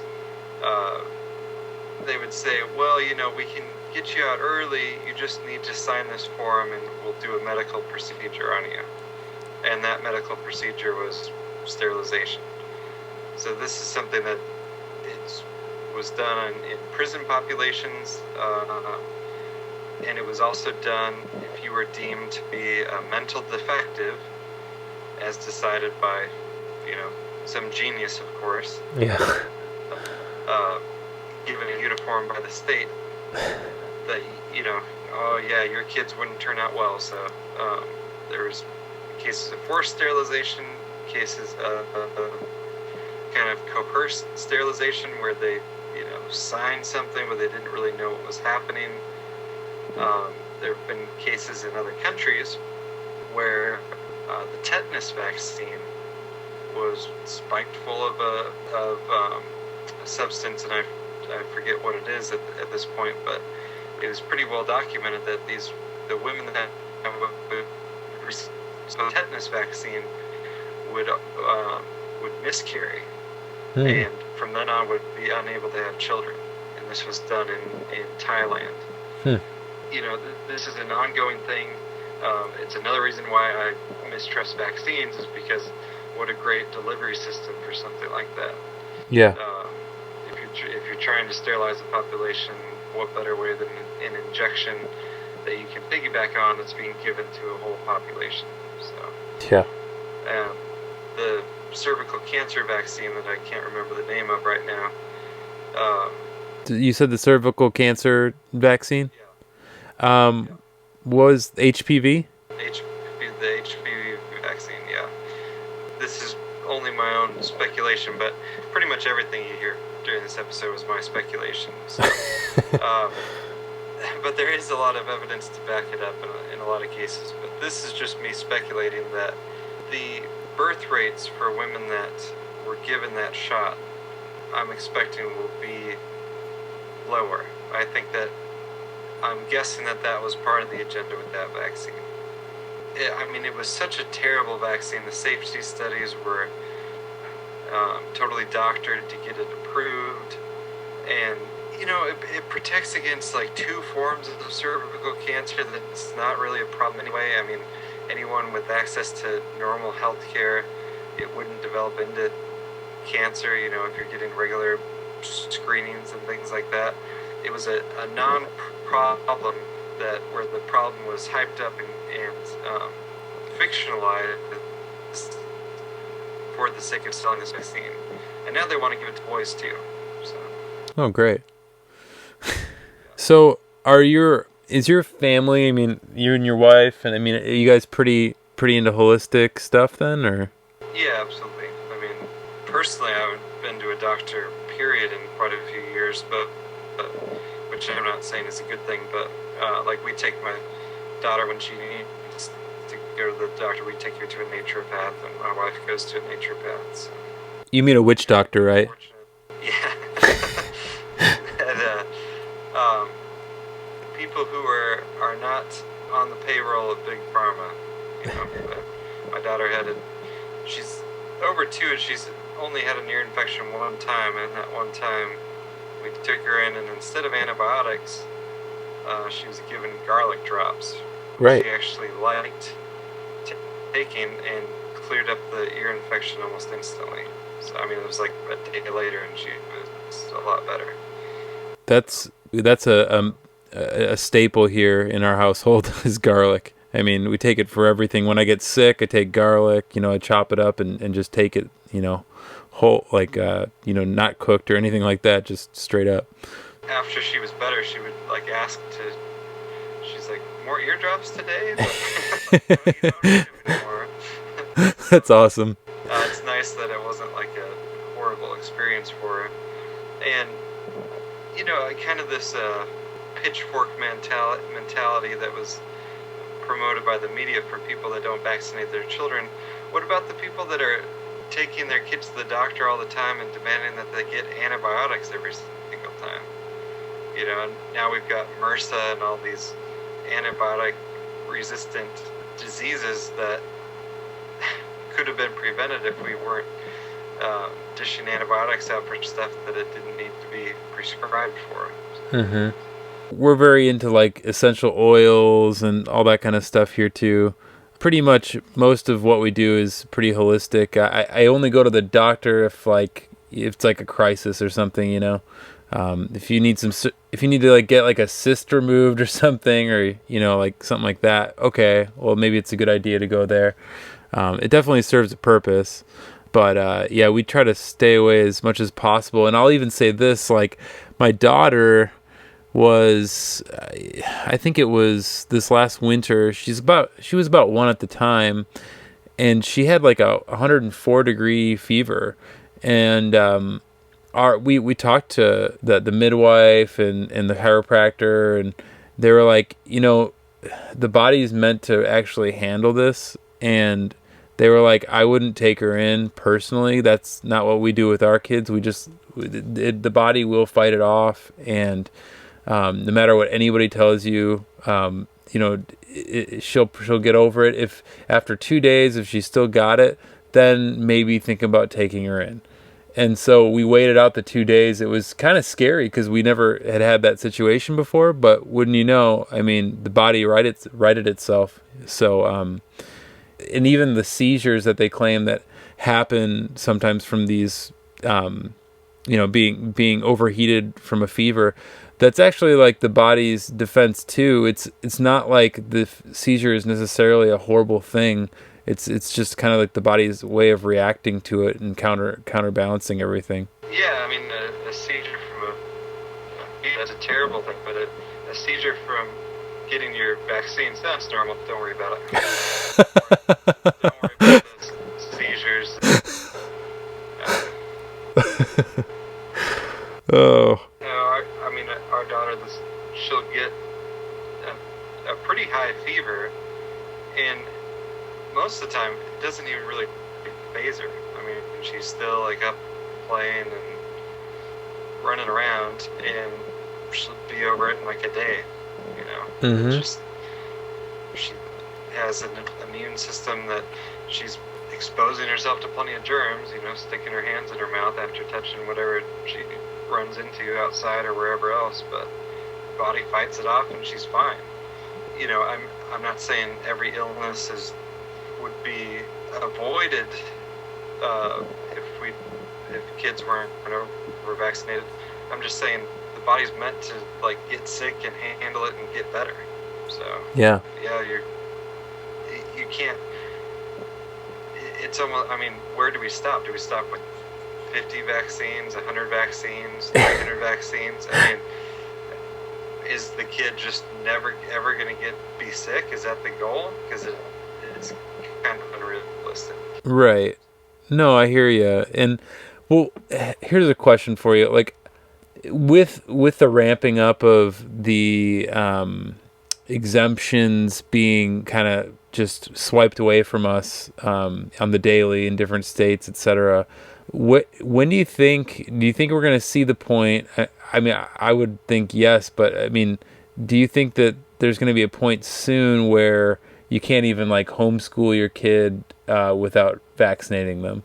Oh, I think they'll try. Yeah, I think they were already trying that in California, right? California they tried to basically ban homeschooling by saying that you had to be a certified public school teacher in order to homeschool your child. Hey, sorry about that. That was my internet connection that went down. Okay. Yeah, it just kind of cut out there. So the last thing that you said, you were just getting into California, and you said that they couldn't, it was something about a certified public teacher. Unless you were a certified public teacher, you couldn't homeschool? Yeah, they tried to pass the law that you couldn't homeschool without being a certified teacher. And that, I don't think it ever fully got passed. That didn't go through.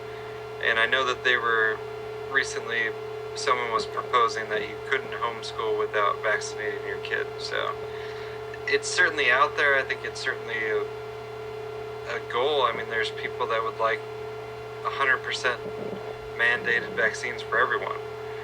I think there's a big push to get that through right now because there's about 250 more vaccines in the pipeline. And I'm not talking like the 30-year pipeline, I'm talking a couple years from now, that they are on track for approval, that they're going to make, part of the mandated list. So I think at that point there might be some pushback, and they want to make sure that everyone's required to get vaccinated before that time. Right. But as it stands now, there's not a single state where it's the law that you have to vaccinate your child. Which is refreshing, at least for young parents like you and I. So. Yep. If the only consequence is not being able to send your kids to the government training camps, public school, well, throw me into that briar patch. Do you are you guys planning on homeschooling, or what are you planning on doing for schooling? Probably either homeschool or there's the Christian school that I grew up going to. It's actually gotten quite a bit bigger now, and that would be an option as well. So. Okay. What is it like? Do you have like people that you know that you work with or whatever? Can you just not talk about your stance on these types of things because you'll be totally alienated and like the weird guy? Well, it's funny because the job I'm currently at, before they hired me, I don't know if it was before or after my interview, but they had snooped on my Facebook page and seen all the anti-vaccine postings and libertarian political stuff, and the guy that hired me was actually kind of a liberal political guy, but he said he liked me anyway, so so they kind of knew what they were getting going in. But I'm not super outgoing on that stuff at work, just because you're kind of around those people all the time. I'm open with people if they bring it up or what have you, but it's not something super vociferous about. Mm-hmm. How about church? Yeah, I think, I mean, the town that we're in is kind of I guess, it's not super liberal. I mean, there's some conservative elements to it too. The locals are more conservative. The tourists and the part-timers that come here for the recreation tend to be more liberal. But, I mean, you would not, it's a town of like 10,000 people, and there's probably 15 naturopaths and like 5 chiropractor offices. So natural health stuff is really popular for lots of different groups for lots of different reasons. So it's not at all a place where, like, what, you don't vaccinate your kids? I think some of the schools had close to 20% waiver rates. It's not something that's would get you totally ostracized in public here. So. That's good. Okay, so I guess whether you're talking about, depopulation by, war, food, abortion, shots, water, whatever, it kind of all seems like it's all really just human sacrifice to me. And so now that we've kind of gone through I think a pretty good overview of eugenics and the different facets that that it entails, can you give like some biblical maybe reference to where all this kind of maybe plays in? Yeah, absolutely. I think first of all, just the idea that you can control the supposed evolution of humanity is absolutely putting yourself in the place of God. I mean, it's eugenics it's idolatry. The idea that we can control the course of human history. The idea that some of a particular group of people know what's best for everyone else.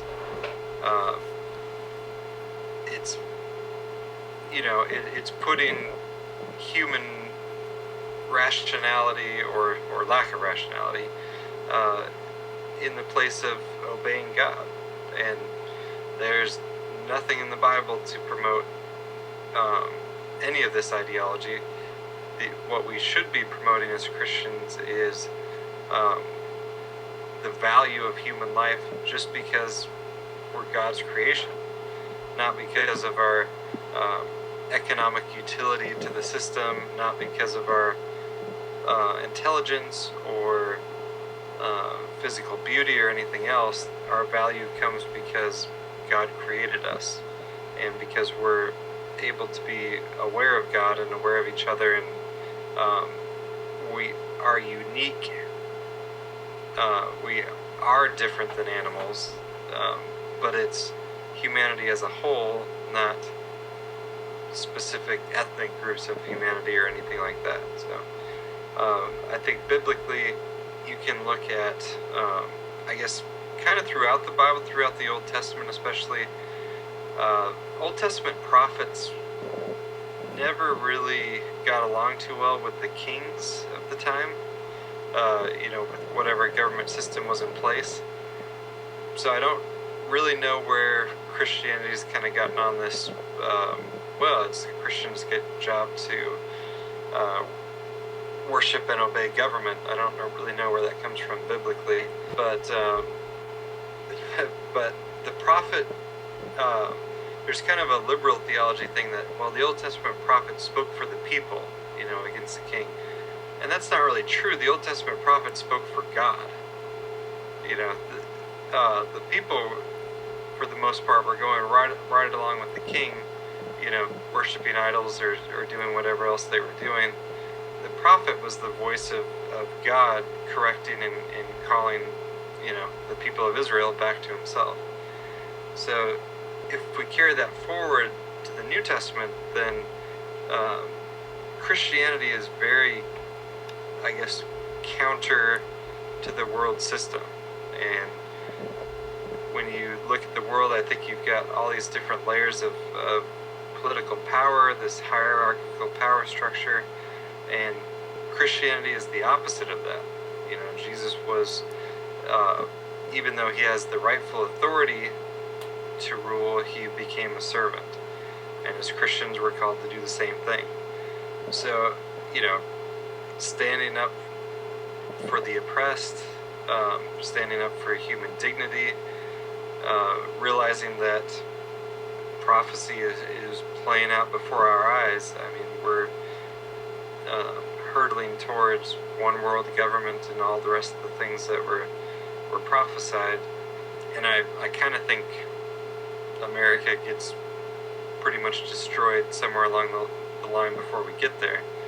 North America doesn't seem to be too important in end times prophecy, which to me indicates that it's something either going to happen quickly here, or we're talking about a time quite a bit further in the future. But you know, I think even more important than trying to figure out exactly what's going on and what part of the timeline we're on, I think it's important that we understand Christians are supposed to be the salt and the light of the earth, and preserve as much of the, I guess, knowledge of God, knowledge of our right relationship to God, knowledge of what the value of human life is and where it comes from. Because I think, you know, what value is there in human life from an atheistic evolutionary perspective? We're all just chemical accidents. Mm-hmm. And I think that's one thing that Christianity brings to the world, is we should absolutely value human life. Personally, I would like to see the church value both born and unborn life, and speak out against war, speak out against eugenics, speak out against these other systems of the world that are happening, rather than okay, well, we're against abortion, but you know, we're okay with drones bombing people in Afghanistan or things like that. Or we're against abortion, but we're okay with injecting our babies with vaccines made from aborted fetuses. Right. Yes. Or, oh, and go out and get your flu shot. Yeah. And there's going to be other designer products made from the same thing. I mean, Pepsi was using aborted fetal cells as part of experiments on creating even better soda taste. I mean, so aborted babies are big business, and I think you know, the fact that that's come out recently with the hidden camera videos of the meetings with Planned Parenthood people, I think that's certainly a positive thing. Although I'm not holding my breath that the federal government is going to do anything pro-life. No. Put it that way. Well, they really can't. If you really think about it, if the agenda is an evolutionary chemical accident, as you just said, what platform do you have to determine what's right or wrong? I mean, there is no right or wrong. We're just evolving. Surely it's a relative thing. So. Well, and with that relative standpoint, I mean, how can you argue against having a false flag terror attack on 9/11 if that's what was needed to promote the correct geopolitical agenda? The helping hand again. Yeah, what's wrong with killing off a bunch of poor people through abortion or any other thing if it improves society in the future? So once you stop valuing human life as God's creation, once you deny that God is your creator, you don't have any basis for morality anymore, and you lose it, and your civilization falls apart. And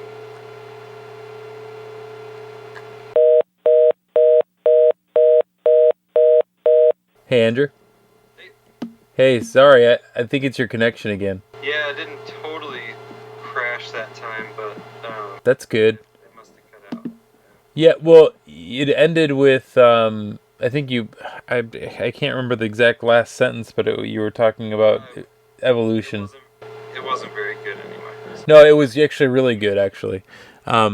So, hey, I think I really appreciate you coming on here and having this conversation with me. I feel like I'm going to have a lot of fun listening to this again, and just kind of going back. And I think a lot of people get something out of it. Thank you. Usually what we do to wrap things up is we just like our guests to close us in a prayer. So would you mind closing in a word of prayer? No, not at all.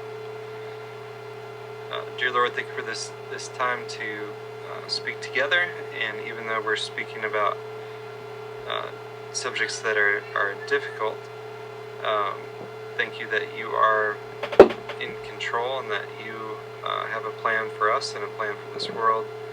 And that in the end, truth and justice will prevail. And even though it won't be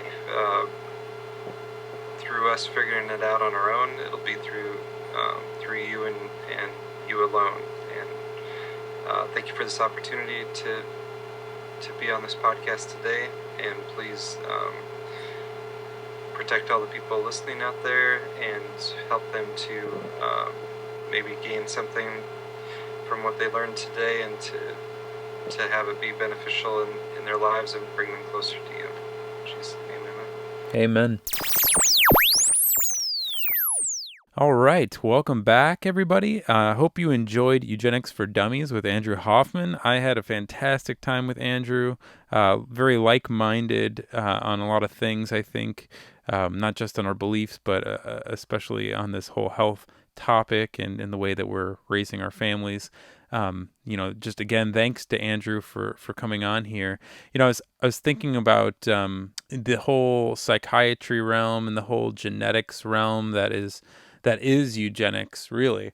I was thinking about how even on the intro video that it's all passed through the genes. So if you're an alcoholic, for instance, then your kids are going to be alcoholics, and the whole theory is very flawed. I mean, obviously, we can all have predispositions, and there's certainly some things that maybe genetically could happen, but that doesn't necessarily mean that they will happen. And the assumption of eugenics is that all these weak people just need to be weeded out because of all these problems that they inherit, and it's something that nobody can help. It's just part of evolution and part of nature. So it's really annoying. And I'm just going to, I've got my sister here right now, by the way, everybody.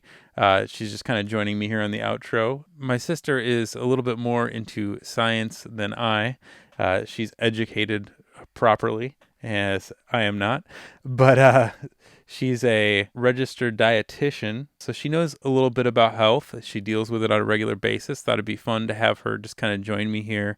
Also, I'll just point out that my sister has been helping with the Hove Vindication campaign, sending out packages. So if you have a We Demand Hove Vindication t-shirt, you can thank her for that. So thanks, sis. It was my pleasure. Okay, so the first thing I wanted to mention here on that genetic tip, I was thinking about our aunt. We have two aunts on our mother's side that recently got cancer, right? Yeah. Breast cancer? Yeah, both of them breast cancer. Yeah. So I wanted to point out the oldest one right now.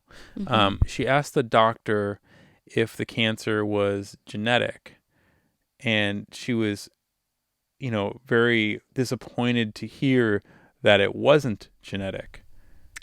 She was assuming that was all kind of genetics, so, her mom had cancer at one point, which wasn't breast cancer, right. But I know that she was kind of bummed, and I know that that's kind of sent her into a direction of kind of checking things out a little bit more. I don't know how deep she'll go in this search.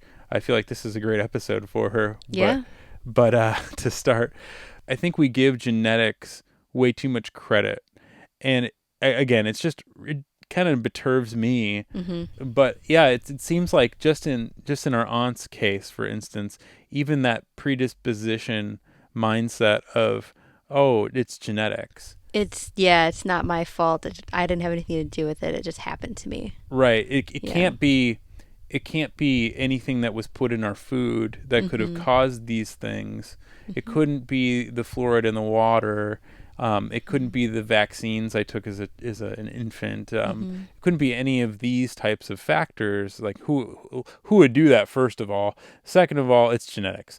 And I think that mindset. We need to change that mindset especially as believers. We need to look at things a little bit more intentionally. Maybe not paranoid as much, but definitely prudent in that regard. Right. Well, the whole system, the whole mindset is like, it's not your fault. It just happened to you.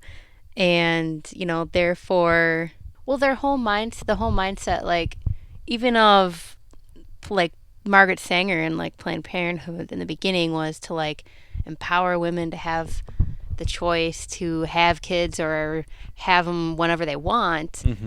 They'll tell you that they want to empower you to be able to do stuff. And then at the same time, you can just blame the circumstance. Right, you can just have an excuse for things. Like there is no empowerment. Right. It's like the opposite of empowerment. Things just happen to you, and it's just chance. It really just enables you. Yeah. It doesn't empower you. Right. Yeah, exactly. And what it's disguised as is science, but it's really pseudoscience, as Andrew said in the interview. It's not really science. But I was thinking about also the another thing that I really wanted to cover on this show, which I'm not going to get the chance to do before our last episode, is the psychiatry realm. And I did bring up in the episode, I brought up the DSM-5, and I think all of us should be very, very, very cautious. I know this came up in our episode with Dan Duvall. We brought it up as well. But in the DSM-5, it says what distinguishes psychopathology from religious, spiritual, and transpersonal experiences. And then it gives this listing of experiences that appear to be religious, but are actually psychopathological according to the diagnostic manual. And for instance, like one of them was like persistent church shopping suggests difficulties in maintaining stable relationships. And it's like, okay. Okay. And this is science, right? But it gets, there's so many different things on here, and Andrew even talked about some of them in the interview. But the thing that I brought up once again was subsection I, point 10. The Bible, as if you use the Bible as a moment-to-moment guide to life, applying scripture in concrete ways to direct one's daily experiences, that is a psychopathological disorder. And we all need to definitely take heed right now and look deeper into this stuff, because we're talking, as I said in the interview, what's psychiatry really based off of? It's a bunch of people that get together. And you have to remember that even psychiatry itself, homosexuality was a disease in the DSM-1, 2, 3, I think even. Yeah. And I think it was until the 4, it all of a sudden. Early on it was, yeah. Yeah, right. Exactly. So like they're obviously, changing their total view on things, yet ramping it up on this, religious, spiritual side. And as Andrew said, they're just trying to pull us away from any sort of morality, anything that could really empower us. Back to what you just said, it's doing the opposite of empowering us and having any sort of, anything to stand on, really. But I think we all really need to look into the DSM and psychiatry, and how are you diagnosed with a psychiatric disorder, with a mental disorder? They don't take a blood test. No, it's just based on a conversation with a psychologist. Right. Absolutely. And that's another thing. So it's just their opinion. And the other thing is that at these Planned Parenthood places, what happens when you come in there? They send a psychiatrist in to talk to you. I mean, it's all goes back to the same then stuff. They can diagnose you with something, so it justifies whatever they do there. Absolutely. It's a farce. It's total farce. So, Sarah, I've been thinking about this. Wesley, my little boy, your nephew, Mm-hmm. we read him these stories, right? And one that's been sticking out in my head ever since I've been reading Andrew's book is Thomas the Train. Uh-huh. And it's interesting because the constant message that I'm getting from it is that you have to be really useful. You have to be a really useful engine. Right. And I can't tell you how many times that applies to that book or that comes up in those little kids' book stories that we read. I mean, we have a lot of them, and we've read, I don't know, we've probably read at least 20 of them to him, already. Mm-hmm. But you have to be a useful engine. But what does that mean in this society? And if you're not useful, then what's the opposite of useful? Well, then you're useless. So therefore, we need to just get rid of you. And it seems like even at this young age, things like even Thomas the Train, where you're just like, man, my kid loves trains. There couldn't be any agenda. But I almost, I shudder to think, Mm-hmm. I can't help but feel that my kids are being indoctrinated just through these books, these little child stories. I don't know if there's any other parents that hits close to home with at all, but it's just something that I noticed. I wanted to bring up an article. We have a friend in Chicago area named Hannah. Used to come to a bunch of our shows. We'll give her a little shout out. Gave her a little shout out, by the way, in my testimony, which I posted a year ago. Right. A year ago, which she came and rescued me from a really rough situation. Mm-hmm. Funny this is coming up now. But last September, so exactly a year ago, I posted my testimony, which is like a 4-hour testimony. I don't expect anybody to download that, but that's episode 11 for those of you who are interested and want to hear more about my friend Hannah. She recently on Facebook, she posted an article, and that's a very common thing, people to post articles on things that apply to them. Because, I will say this, when I lived in Illinois, before I got married at least, I never wanted kids. And that's true. I think, they call our generation millennials, right? Yeah. So it's we're on the cusp. Yeah. Yeah, I don't know. I think Gans called us the Oregon Trail. Yeah, that comes from an article that he read and posted, and I read it too, but I like that one. It's a little more endearing to me. Yeah. But I don't know. So anyway, she posted this article, and I'll say this: barely any of my close friends from Illinois have kids, let alone are married. Right. And if they do have kids, most of them aren't married, type of deal. But she posted this article called 11 Brutally Honest Reasons Why Millennials Don't Want Kids. And again, I feel this is very applicable for this episode because part of the New World Order agenda, part of the eugenics agenda is to weed out the population. Mm-hmm. Let's not have kids. Listen to Bill Gates in that intro video. Listen to Margaret Sanger. There actually are even more harsh statements from Margaret Sanger, even on video that I didn't put in. I could have. Oh, yeah. But not only about just having kids, but other races. Yeah, totally. Yeah. So it goes through this list of reasons. Kids aren't always financially feasible, especially if you have student loans. Understandable, it is very expensive to have kids. I will side on that. But then there's number 2 is there's a strong fear passing down mental health issues. Ooh. Wow. Ooh. Well, I don't know if we even need to really comment on that because we've kind of already...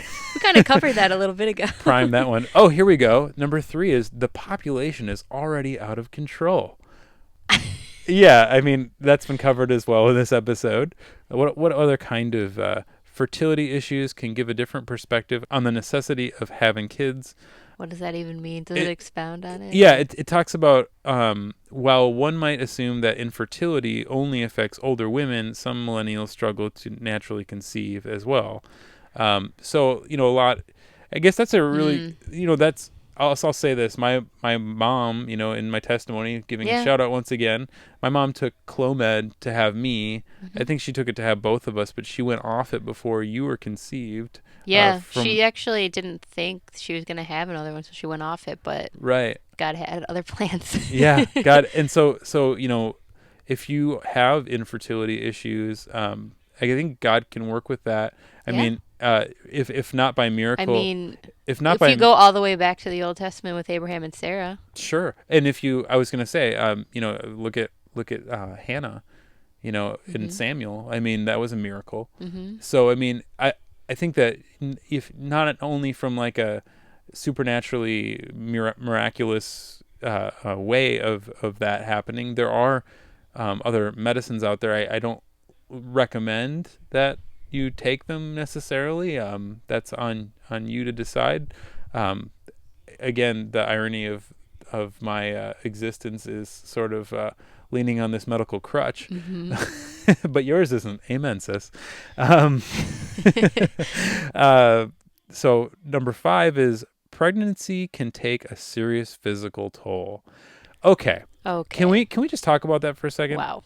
God created women to be able to withstand pregnancy. Yeah. I'm going to refer everybody to episode 9 right now of GPR. We talked with a midwife, and actually we didn't disclose this in that interview, but that was the midwife that we used for our children, or for our last child, and we did a home birth. My wife has really amazed me with her lack of fear to persevere and have a child naturally. I mean, it's amazing to watch what God designed a woman to do. And if there are people out there that are buying into the fear, you have to realize that the business of being born. Check that documentary out. It'll at least get you thinking, because C-sections are a surgical procedure. Okay. That's a whole lot more expensive than you popping a baby out God's way. And it's better for the baby, because when you pass through the birth canal, you pick up all sorts of natural bacteria and stuff from your mom. Sure. That helps with your immune system development. So it's much better for you to go through the canal. Holes in that one as well. So what are we at? Like, at least I feel like that's just selfishness at its highest degree. Yeah, I'm feeling like a lot of these are selfishness, but I also feel like with the selfishness, to reinforce that is the fear factor, because if you fear for yourself, if you fear pain or you have to understand that having children is a sacrifice. Yeah. In about every way. So, anyways. But when are we called to sacrifice things in this culture? Here's another one. This is I think has holes in it. Number 6. With kids comes the pressure to make perfect choices. Oh boy, perfect choices.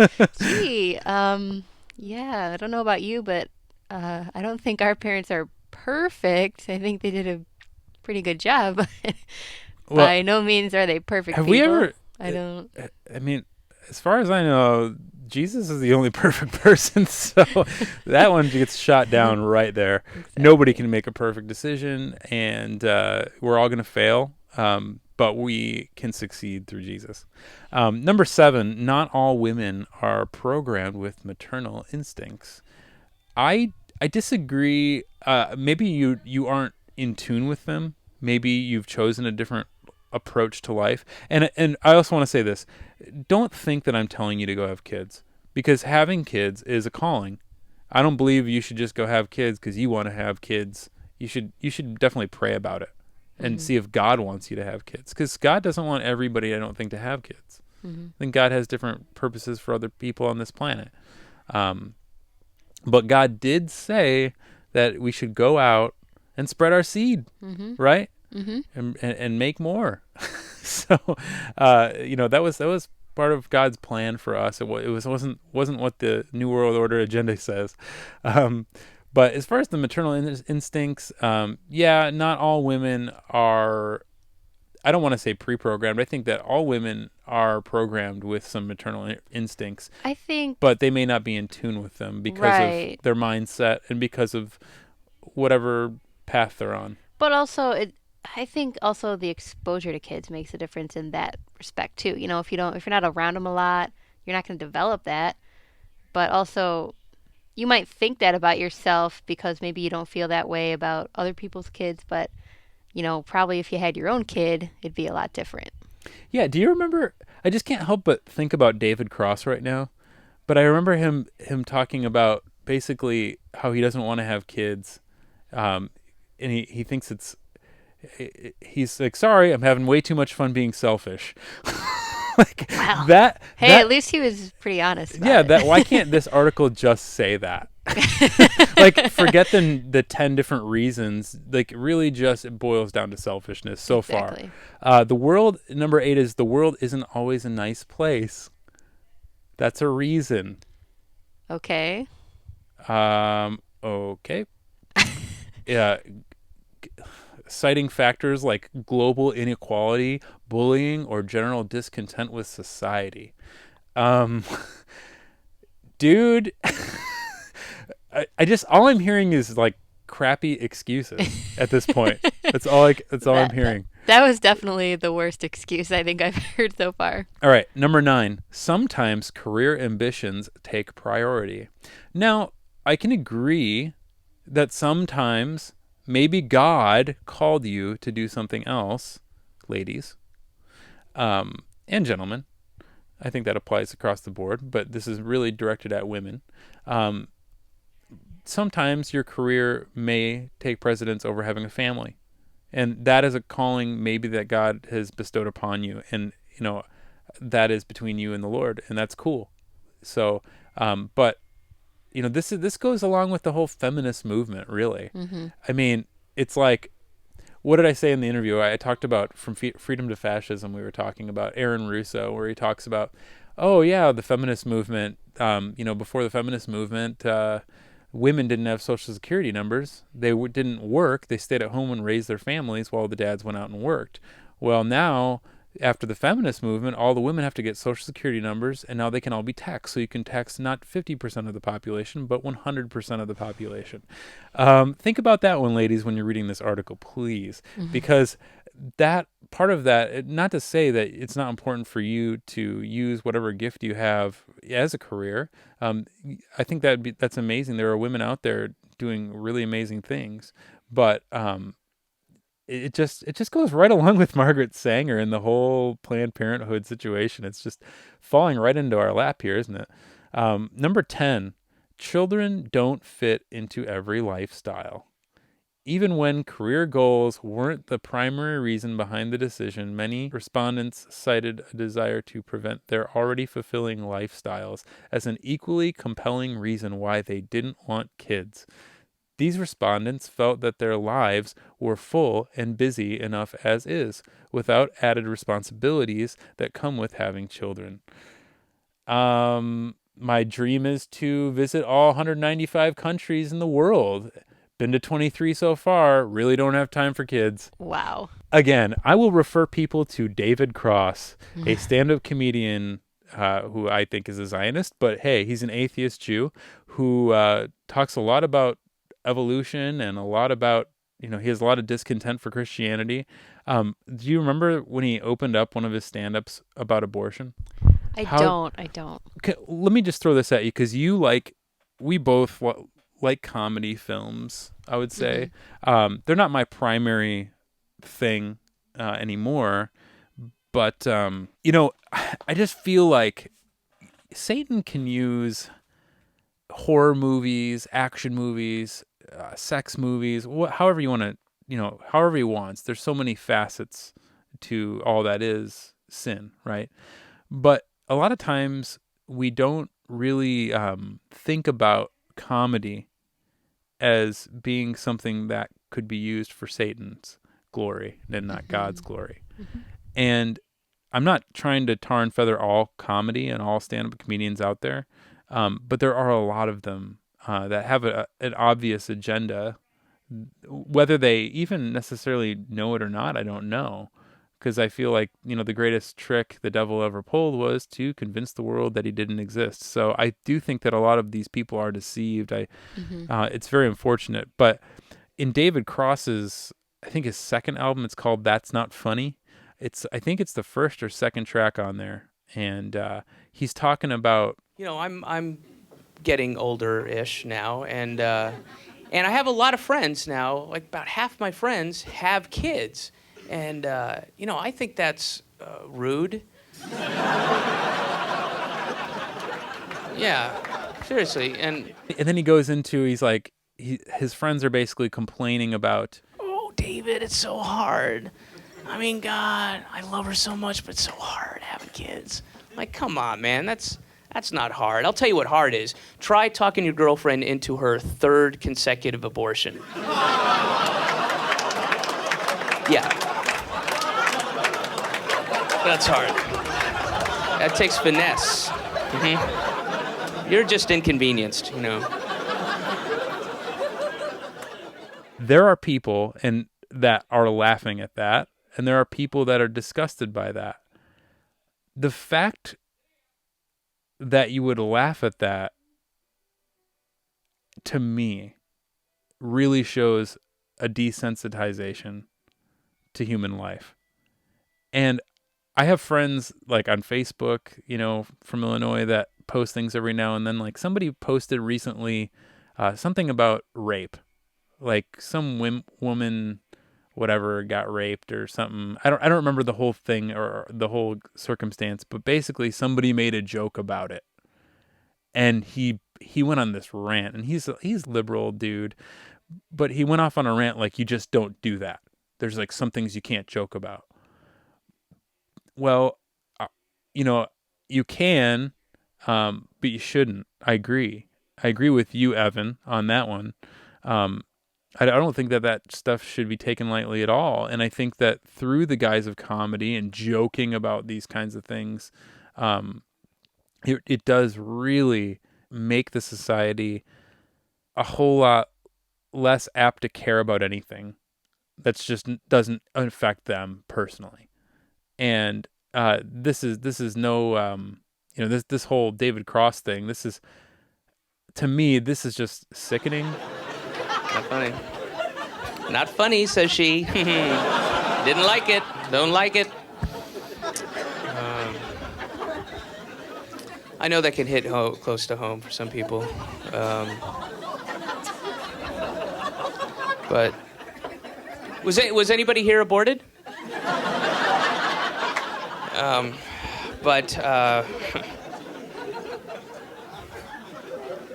I was found in a trash can. All right, well, that sort of counts. Okay. I guess this is just an example of how comedy can be used to get us to kind of like buy in. I mean, if it didn't make you a little bit uncomfortable hearing it, I think it's just so obvious that these comedians are really reinforcing the eugenics and Darwinian philosophy of evolution constantly in their routines. Yep. And I've heard people talk about all the time, survival of the fittest, all these things, whatever.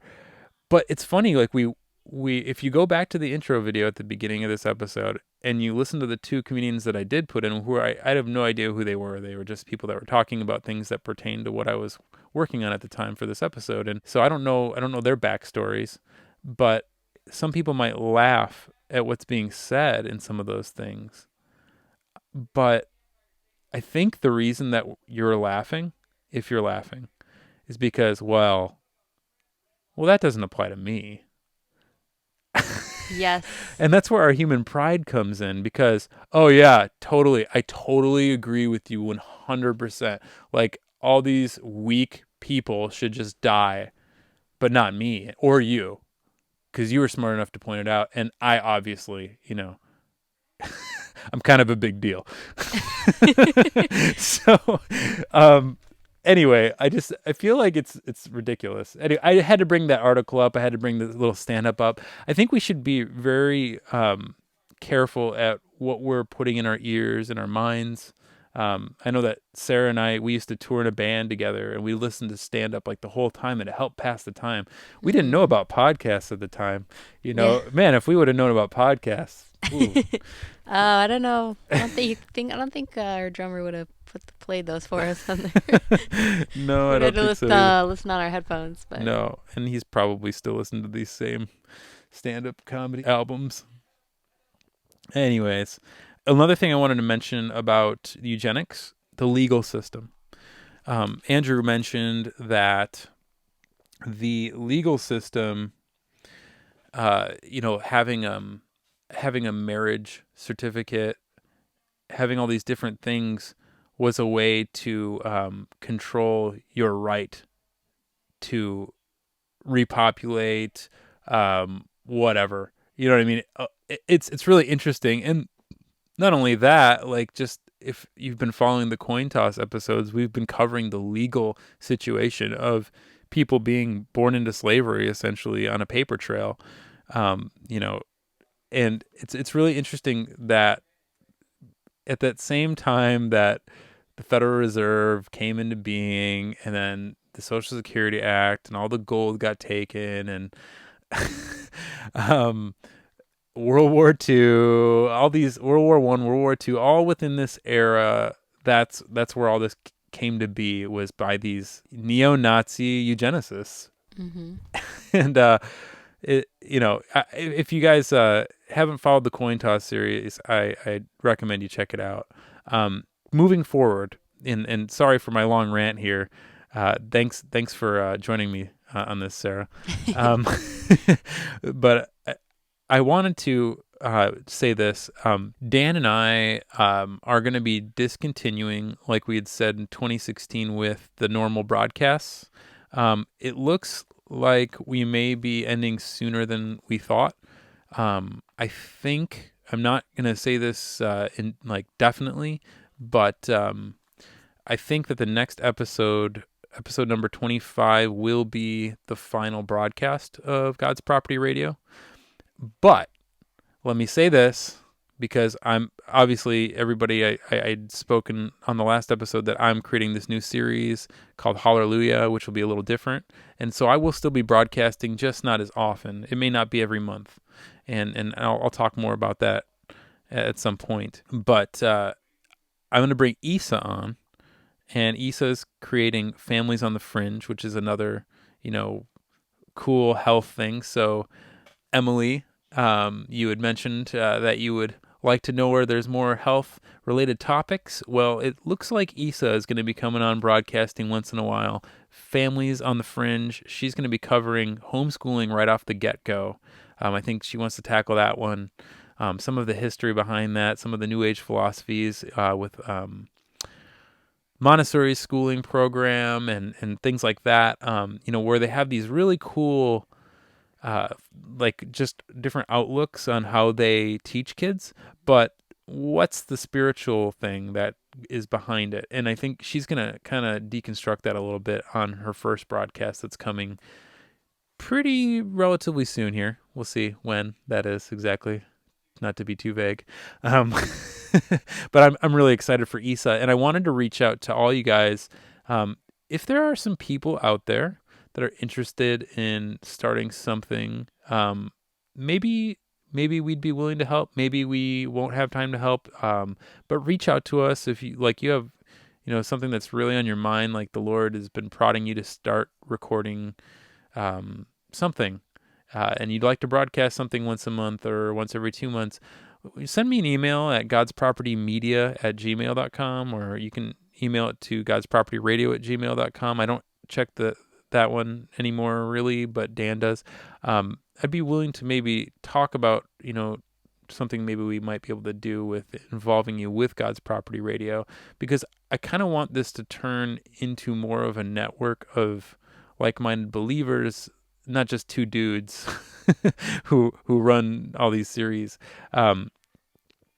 But anyway, on to episode 25.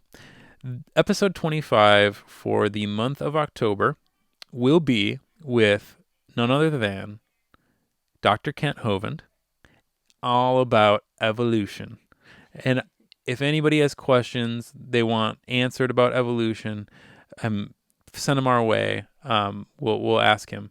I'm actually going to be reaching out to a lot of people on the other side of the fence that are totally pro-evolution, and I want to get the toughest questions that I can throw at Kent Hovind, because I know he just loves to dodge darts and throw them right back at you. So It's going to be an awesome episode. And, what better way to end than having a free man who was imprisoned for years and had his reputation shattered by the New World Order, get to close us out here. Then you have the whole eugenics thing with this episode coupled together with now the evolutionary Darwinian platform. So it just leads right into it. I'm really pumped. And I'm praying that Dan will be able to join me on this last episode.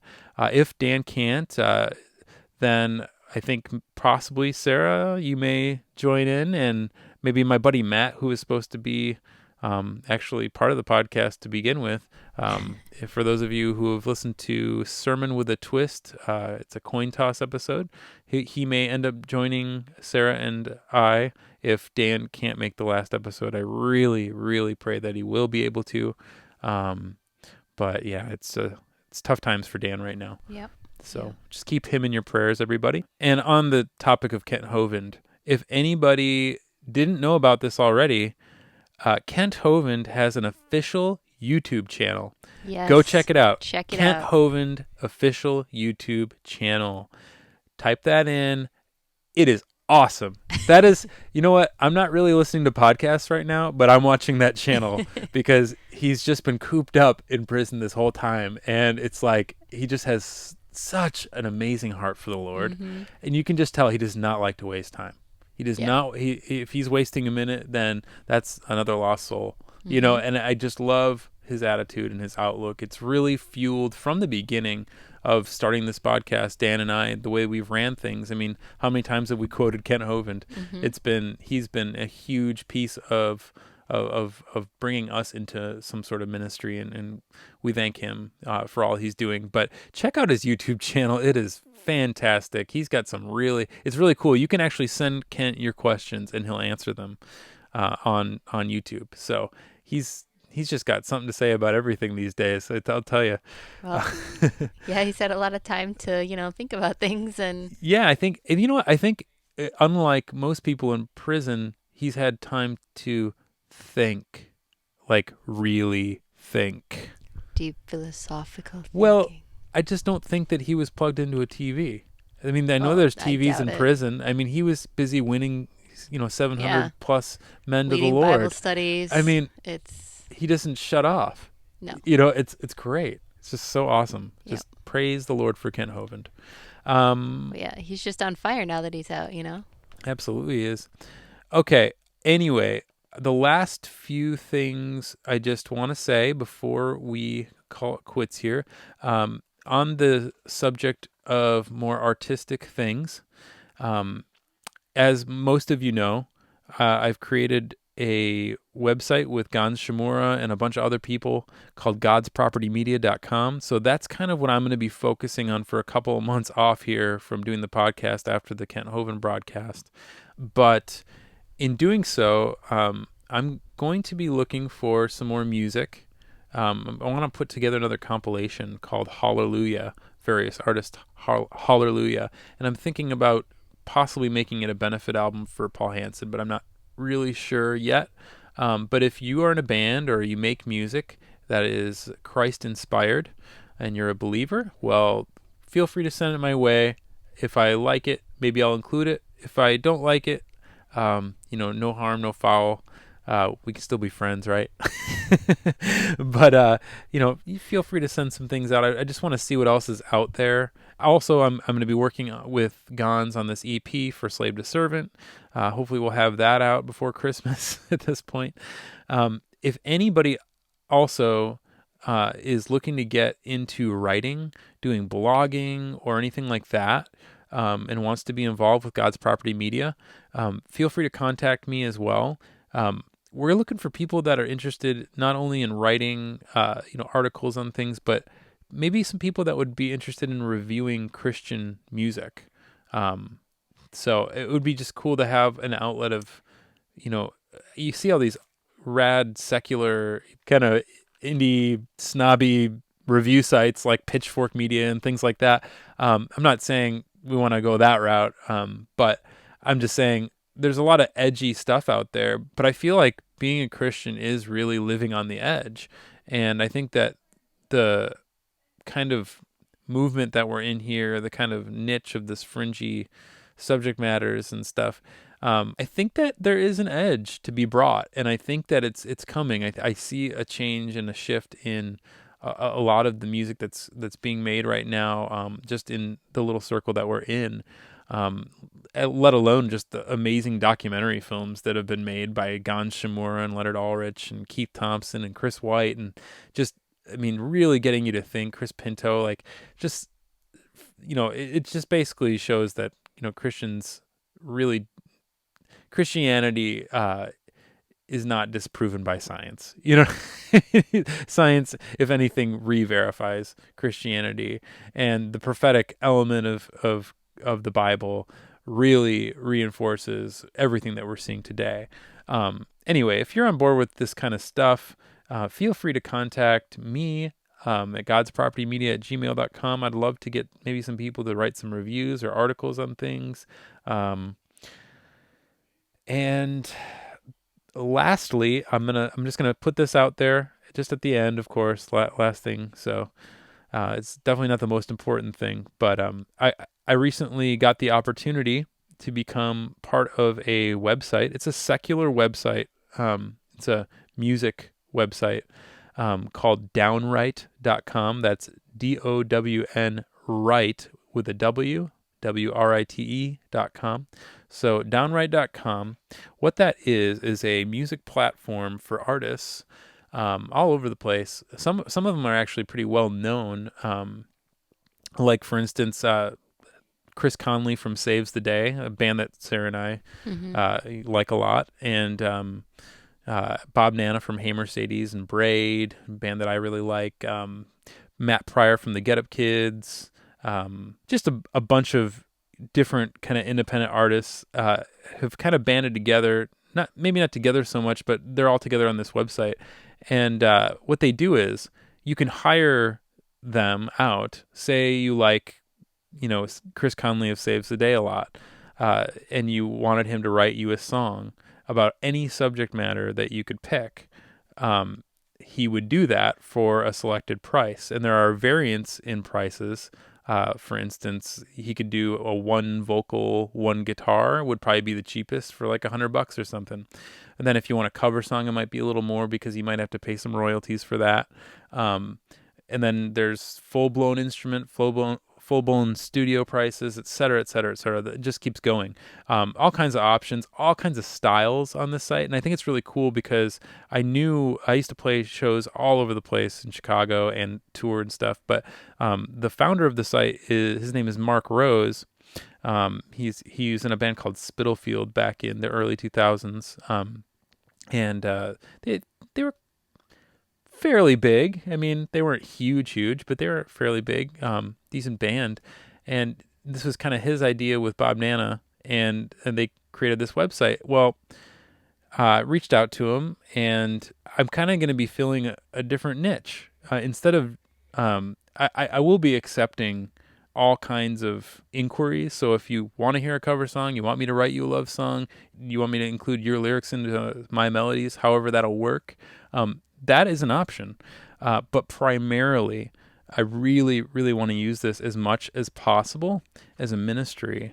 And so I'm saying this because whoever's listening right now, for instance, if there's some scripture that's really hitting you, man, keep me on my A game.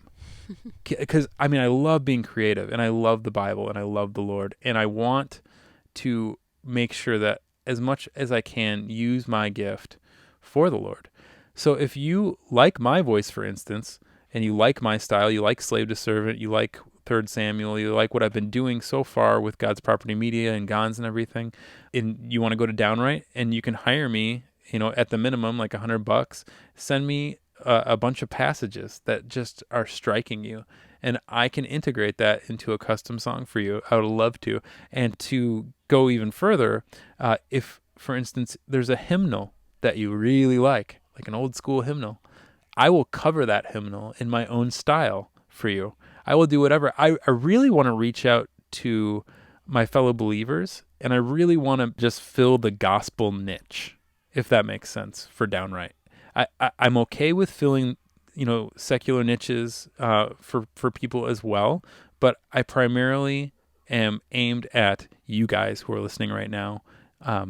So as I go on with the next series, the Hallelujah Praise Cast, you'll hear more about this stuff and just a bunch of artsy, weird stuff. But anyway, I think I've gone on long enough, but I wanted to just make sure I let everybody know that my profile is now up at downright.com. You can go check it out there. I'll try to link that in the show notes here on this episode. So, Sarah, thank you for being a part of this. Oh, you're welcome. Thank you for having me. Yeah, you've been just huge help. You made it possible for me to not have to ship out shirts and CDs. And I'm sure there are a lot of people listening right now that would definitely thank you. So if anybody out there just wants to say a prayer for my sister, she's a warrior for the Lord as well. And just somebody that I look up to as well. So be sure to check us out on iTunes. You can leave reviews. I think we got 17 so far. Check us out on Podomatic. Check us out on godspropertyradio.com. Check us out on revelationsradionetwork.com. And until next time, don't buy into what the world is selling. Thank you for listening to God's Property Radio. We thank you for your prayers and support. Until next time, don't buy into what the world's selling.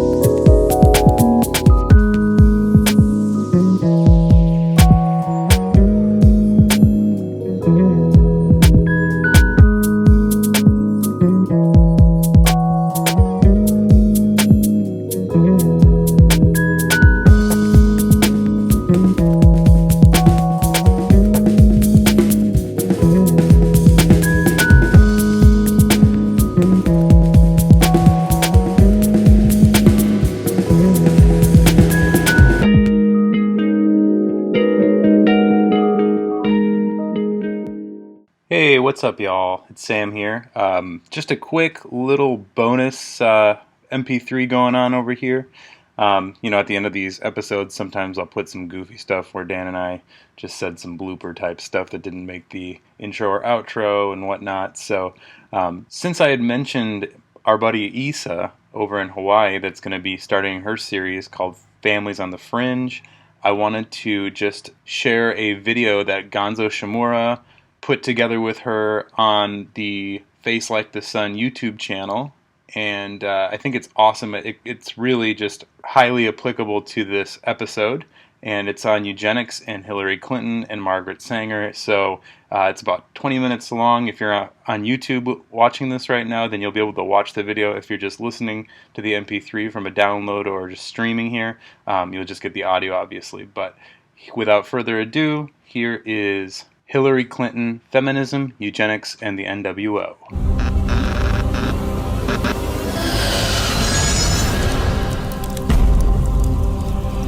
Hey, what's up guys? Gons here for the Face Like the Sun YouTube channel. I have a very special video for you today. It's on the topic of Hillary Clinton, feminism, eugenics, and the New World Order. And with Hillary Clinton running for office here and a lot of people being on the bandwagon just because it's kind of the hip thing to do, we had our first African-American president, questionable, but regardless, now we have an opportunity to put a female in the front office of our country. And so a lot of people have been talking about that. But rather than hear my views on it, I wanted to bring a female perspective because obviously the topic of feminism is concerning women. And so, I got a friend, her name is Isa.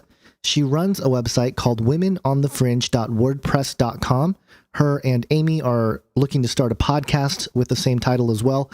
And the topics they cover is the feminist deception, the new age deception, the systematic destruction of the family unit, natural medicine and whole foods, the vaccine debate, sensuality versus beauty, marital submission, conspiracy/truth research, Satanism in the media, womanhood in prophecy, transhumanism and gender relations, and apologetics. So they just got started with this ministry, but I think it's going to be really fruitful, especially for you women out there who might feel like you're on an island by looking into these fringe topics. This is a great place for the women to come together and fellowship and, understand that there are women out there who are fighting the good fight for biblical principles to stay in place and the family traditions to be upheld.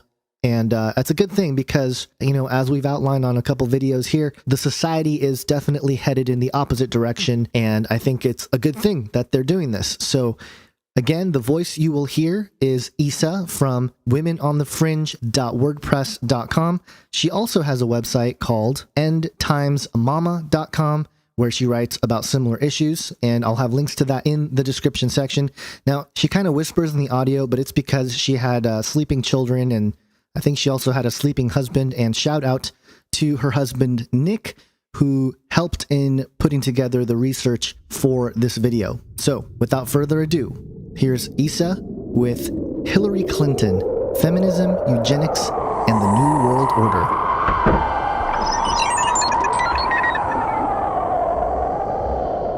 On April 12th, Hillary Rodham Clinton announced that she would once again run for president. And whether or not she is elected as the first female head of state, her campaign will no doubt spark much heated discussion on feminism and women's rights. One of the reasons these issues are so controversial is that many women do not want to associate themselves with feminism. We either do not feel properly represented by the movement, or, in my case, we're suspicious of its origins and intentions. You may have heard that the Rockefeller family funded the women's liberation movement for sinister reasons, but these claims are hard to substantiate. So what exactly have they done to contribute to the cause of women's liberation, and, more importantly, why? From the beginning of the Rockefeller family's philanthropic efforts, reproductive issues interested them. According to the Rockefeller Foundation website, quote, concern with family planning initiatives among the Rockefeller philanthropies began with John D. Rockefeller Jr., who developed an interest through his involvement with the Bureau of Social Hygiene. JDR Jr. hoped that support for family planning initiatives would help solve pervasive social ills, including poverty and crime, unquote. The concept of social hygiene was very similar to eugenics, which was a popular philosophy among would-be social reformers of the first half of the 20th century. It was based on the theory of Darwinian evolution. Eugenics is, according to Webster's, quote, a science that tries to improve the human race by controlling which people become parents, unquote. Both eugenics and evolution are in stark opposition to traditional biblical values. Social hygiene and the eugenics movement shared many of the same aims and leaders. During the 1920s and 30s, it's common to find the Rockefeller family name associated with various eugenic efforts, but they had to remain tactful, as author Lily E.K. explains, quote, the term eugenics became loaded with politics of meaning. The foundation rejected explicit eugenics projects, while at the same time implicitly endorsing eugenic goals and eugenically informed programs. Thus, the zealous campaign of Edwin R. Embry, director of the Foundation's Division of Studies, to develop a human biology that integrated eugenics with the social sciences, unquote. But the Rockefeller Foundation didn't let social stigma stop them from what would become their most notorious philanthropic effort, the funding of early Nazi eugenics in Germany.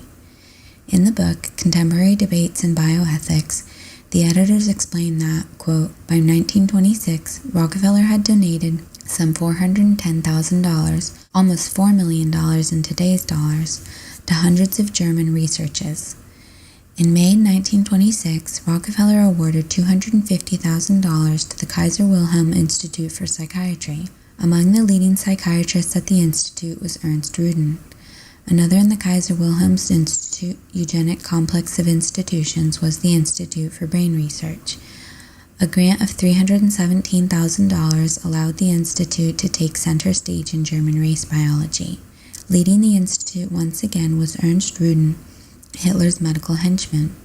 Rudin's organization became a prime director and recipient of the murderous experimentation and research conducted on Jews, gypsies, and other undesirables, unquote. This has always been a black mark on the Rockefeller family record, despite how much they tried to shy away from their association with eugenics. It is impossible to know if they knew what would become of this research, because of course they claim they did not. But to me, the fact that they tried to avoid association with eugenics in the US, but funded eugenics research abroad is highly suspicious. However, at home in the decades prior, they had had no problem contributing to the cause of one of the most famous and celebrated eugenicists of all time, Margaret Sanger. The book Reproductive Rights in the State says that, quote, in 1925, Sanger successfully asked the Rockefeller-funded New York Bureau of Social Hygiene for funds, and when the Bureau was $17,000 in debt, Sanger successfully raised $5,000 in funds from the Rockefeller Foundation, even though continuing support of institutions was against the official foundation policy, unquote. When you mirror the Rockefeller support of Sanger with their other philanthropic efforts in the first half of the 20th century, it's hard not to see a trend: preventing childbirth among particular groups of people, the very definition of eugenics. Author Angela Franks explains in the book Margaret Sanger's Eugenic Legacy, The Control of Female Fertility, that, quote, the Rockefeller family and its foundations have been the most involved in the whole range of eugenic activities, from funding Sanger's groups to bankrolling German eugenic studies of race, from funding and paying for the activities of the Population Council in 1952. In 1934, the Rockefeller Foundation gave its first population grant to the Social Science Research Council for a study of population distribution. The Rockefeller Foundation's Warren Weaver, head of the Natural Science Division and no stranger to population research, stated in the division's 1934 progress report, the challenge is obvious. Can we develop so sound and extensive a genetics that we can hope to breed in the future superior men? Unquote. Could population science have been the integration of eugenics and social sciences mentioned earlier? Whatever the case, Margaret Sanger's aims were very much in line with the Rockefellers. Today, Sanger is remembered as a trailblazing feminist and a champion of women's rights. However, she was also an open eugenicist and even admitted in the October 1921 issue of the Birth Control Review that, quote, the campaign for birth control is not merely of eugenic value, but is practically identical in ideal with the final aim of eugenics, unquote. And in her book, Women in the New Race, she said that, quote, birth control itself, often denounced as a violation of natural law, is nothing more or less than the facilitation of the process of weeding out the unfit, of preventing the birth of defectives or of those who will become defectives, unquote. This reference to a violation of natural law could perhaps be a reference to people who opposed birth control for religious reasons. Echoing the Rockefeller Foundation's stated aim for the Bureau of Social Hygiene, she also said in the pamphlet, The Eugenic Value of Birth Control Propaganda, that, quote, eugenics is the most adequate and thorough avenue to the solution of racial, political, and social problems, unquote. This once again affirms that the goal of both Sanger and the Rockefeller family was to implement widespread eugenics to breed out social ills and reduce the population. And a crucial component of convincing women to do this was to tell them that taking control of their own reproductive systems was, in fact, liberating and should be a right. Sanger said that, quote, woman must have her freedom, the fundamental freedom of choosing whether or not she shall be a mother and how many children she will have. Regardless of what man's attitude may be, the problem is hers, and before it can be his, it is hers alone. And it is the right neither of man nor the state to coerce her into this ordeal, so it is her right to decide whether she will endure it, unquote. This quote illustrates perfectly the foundation of what would become the so-called reproductive rights movement. Despite the fact that to many it is synonymous with the concept of women's rights, it is very different than the aims of the first wave of feminism in the early 20th century, which had simply demanded equal voting and property rights for women. This new wave of feminism believed that for women to assume equal status in society, they needed more than that. They needed to be able to prevent childbirth. This sentiment was echoed decades later at the dawn of the women's movement of the late 1960s in Betty Friedan's The Feminine Mystique. Friedan writes, quote, Chosen motherhood is the real liberation. The choice to have a child makes the whole experience of motherhood different, and the choice to be generative in other ways can at last be made, and is being made by women now without guilt," unquote. By this time, the late 1960s and the early 1970s, the discussion of eugenics had covertly become population control, and Betty Friedan's liberation ideals were sweeping the nation. Friedan herself would become an outspoken population control activist. The Rockefeller Foundation began funding women's studies departments in colleges and universities across the country, and even had a radical feminist in their own family, Abby Rockefeller, daughter of David Rockefeller, John Dee's brother, who played her own role both as a voice and a funder of 1960s and 70s feminism. Friedan inspired more than just pop culture feminism. She also played a role in Rockefeller-funded population initiatives. In 1974, Friedan was in attendance at the UN's World Population Summit in Bucharest. She claimed to have met with John Dee before the meeting, at which he declared, quote, "As long as the social status and economic security of women throughout the world depend largely on the number of children they have, as long as development programs that do reach women deal with them largely or solely in their roles as mothers, they will have good reason to continue having many children. In my opinion, if we are to make progress in achieving population goals, women increasingly must have greater freedom of choice determining their roles in society," unquote. Here we have once again the philosophy that women must be given control over their reproductive systems in order to have human rights. It also completely undermines the concept of biblical female identity and motherhood. This statement from Rockefeller irrefutably links women's reproductive rights to population control, the modern version of eugenics, which brings us back to Hillary Clinton. Clinton is, as most people know, a feminist champion, not necessarily because she is a strong, powerful woman, but because she is a liberal, strong, powerful woman. Conservative women, no matter what equal status with men they attain, tend to irk rather than inspire feminists, most likely because of their traditional family values. But at any rate, Clinton has always been an outspoken advocate for so-called reproductive rights.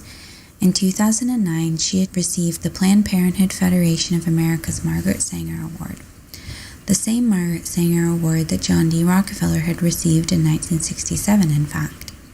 And she has every intention of continuing his and Sanger's work. In her acceptance speech, she confirmed her support for Sanger and, like Sanger and Friedan, equated women's equality with birth control. Quote, "I admire Margaret Sanger enormously, her courage, her tenacity, her vision. I am really in awe of her. The 20th century reproductive rights movement, really embodied in the life and leadership of Margaret Sanger, was one of the most transformational in the entire history of the human race. It has changed attitudes and perceptions about women and our roles in society. Yet we know that Margaret Sanger's work here in the United States, and certainly across our globe, is not done. Here at home, there are still too many women who are denied their rights because of income, because of opposition, because of attitudes that they harbor. But around the world, too many women are denied even the opportunity to know about how to plan and space their families," unquote. Knowing what we know about Sanger's vision, it is chilling that Clinton mentions that her work is not yet done. But also note that one of the obstacles she sees in making birth control and abortion available to women is their own attitudes towards it, undermining biblical principles she believes need to be changed. She recently made the sentiment clear at the 6th Annual Women in the World Summit, saying that, quote, "Deep-seated cultural codes, religious beliefs, and structural biases have to be changed for the sake of giving women access to reproductive health care and safe childbirth," unquote. And this aim is global. In 2010, at the 15th anniversary of the Conference on Population and Development in Cairo, which had been a landmark event, she said, quote, "Women's health is essential to the prosperity and opportunity of all, to the stability of families and communities, and the sustainability and development of nations. The year 2015 is the target year. What is it we will do between now and 2015? Remember what was expected of us. All governments will make access to reproductive health care and family planning services a basic right," unquote. For anyone who is hip to things like Agenda 21 or the global elite plans for a new world order, you will recognize the telltale verbiage here. Birth control and abortion are, in my opinion, simply dressed up mechanisms of eugenic depopulation. And if women's liberation was really just a clever way of hiding eugenics and population control under the guise of equality and empowerment, it's working. The film Demographic Winter carefully explains how, from the perspective of objective economists and demographers, global birth rates have been dropping drastically since the 1960s. They pinpoint the cause of this as an increase of women in the workforce and the widespread availability of birth control and abortion. What is happening is that because of things like modern sanitation and healthcare, people are actually living longer but reproducing less. And that replacement rates, i.e. enough people being born to keep the population at a consistent rate, are dropping. This means that soon there will not be anywhere near enough young people in the workforce to support the growing aging population. It is a frightening thought, and I highly recommend the film for more detailed information on how women's liberation has impacted global population. Yet despite the hard data, easily found from reputable mainstream sources, the Rockefeller Foundation and other population control organizations continue to promote the idea that too many people are being born. Feminism is, by definition, the belief that men and women deserve an equal status in society. I believe that this very basic definition is biblical in principle. Galatians 3:28 tells us that there is neither male nor female, for we are all one in Christ Jesus. I believe we are all of equal worth to God and politically deserve equal rights. However, equal rights does not mean we are the same. Men and women are fundamentally different at a genetic level, and simply giving women control over her reproductive system does not change this. And in fact, I believe it undermines what makes women really unique and valuable to society, their ability to carry and bring forth children. God designed us to have children, but the eugenicists are trying to play God. I believe it is part of a larger conspiracy that goes all the way up to the god of this world, Satan, but it trickles all the way down to you and I. The covert programming of women's liberation is everywhere, in commercials, music, movies, education, even in the modern church. And to be honest, I've barely scratched the surface of the feminist deception. Being a godly and submissive woman in this day and age can be a real battle when the world tells us to take charge and be like a man. It is my prayer that this video will help women and the men who love them understand the true purpose of so-called women's liberation, and reaffirm to you that the only liberation anyone needs can be found in Christ. Thank you for your time, and God bless. Well, there you have it, guys. That was Isa. Again, visit womenonthefringe.wordpress.com, where they are blogging about these issues, and then also endtimesmama.com, where Isa herself has been writing on similar topics as well. So, hope you guys enjoyed the video. There are definitely some very strong ties with Hillary Clinton and Margaret Sanger, and the entire New World Order agenda being played out right before our eyes. And so inform your fellow Christians and fellow females in your lives that a lot of what's happening with the whole Hillary Clinton campaign is all still part of the New World Order. So hope you guys enjoyed it. Thanks for watching, guys. God bless.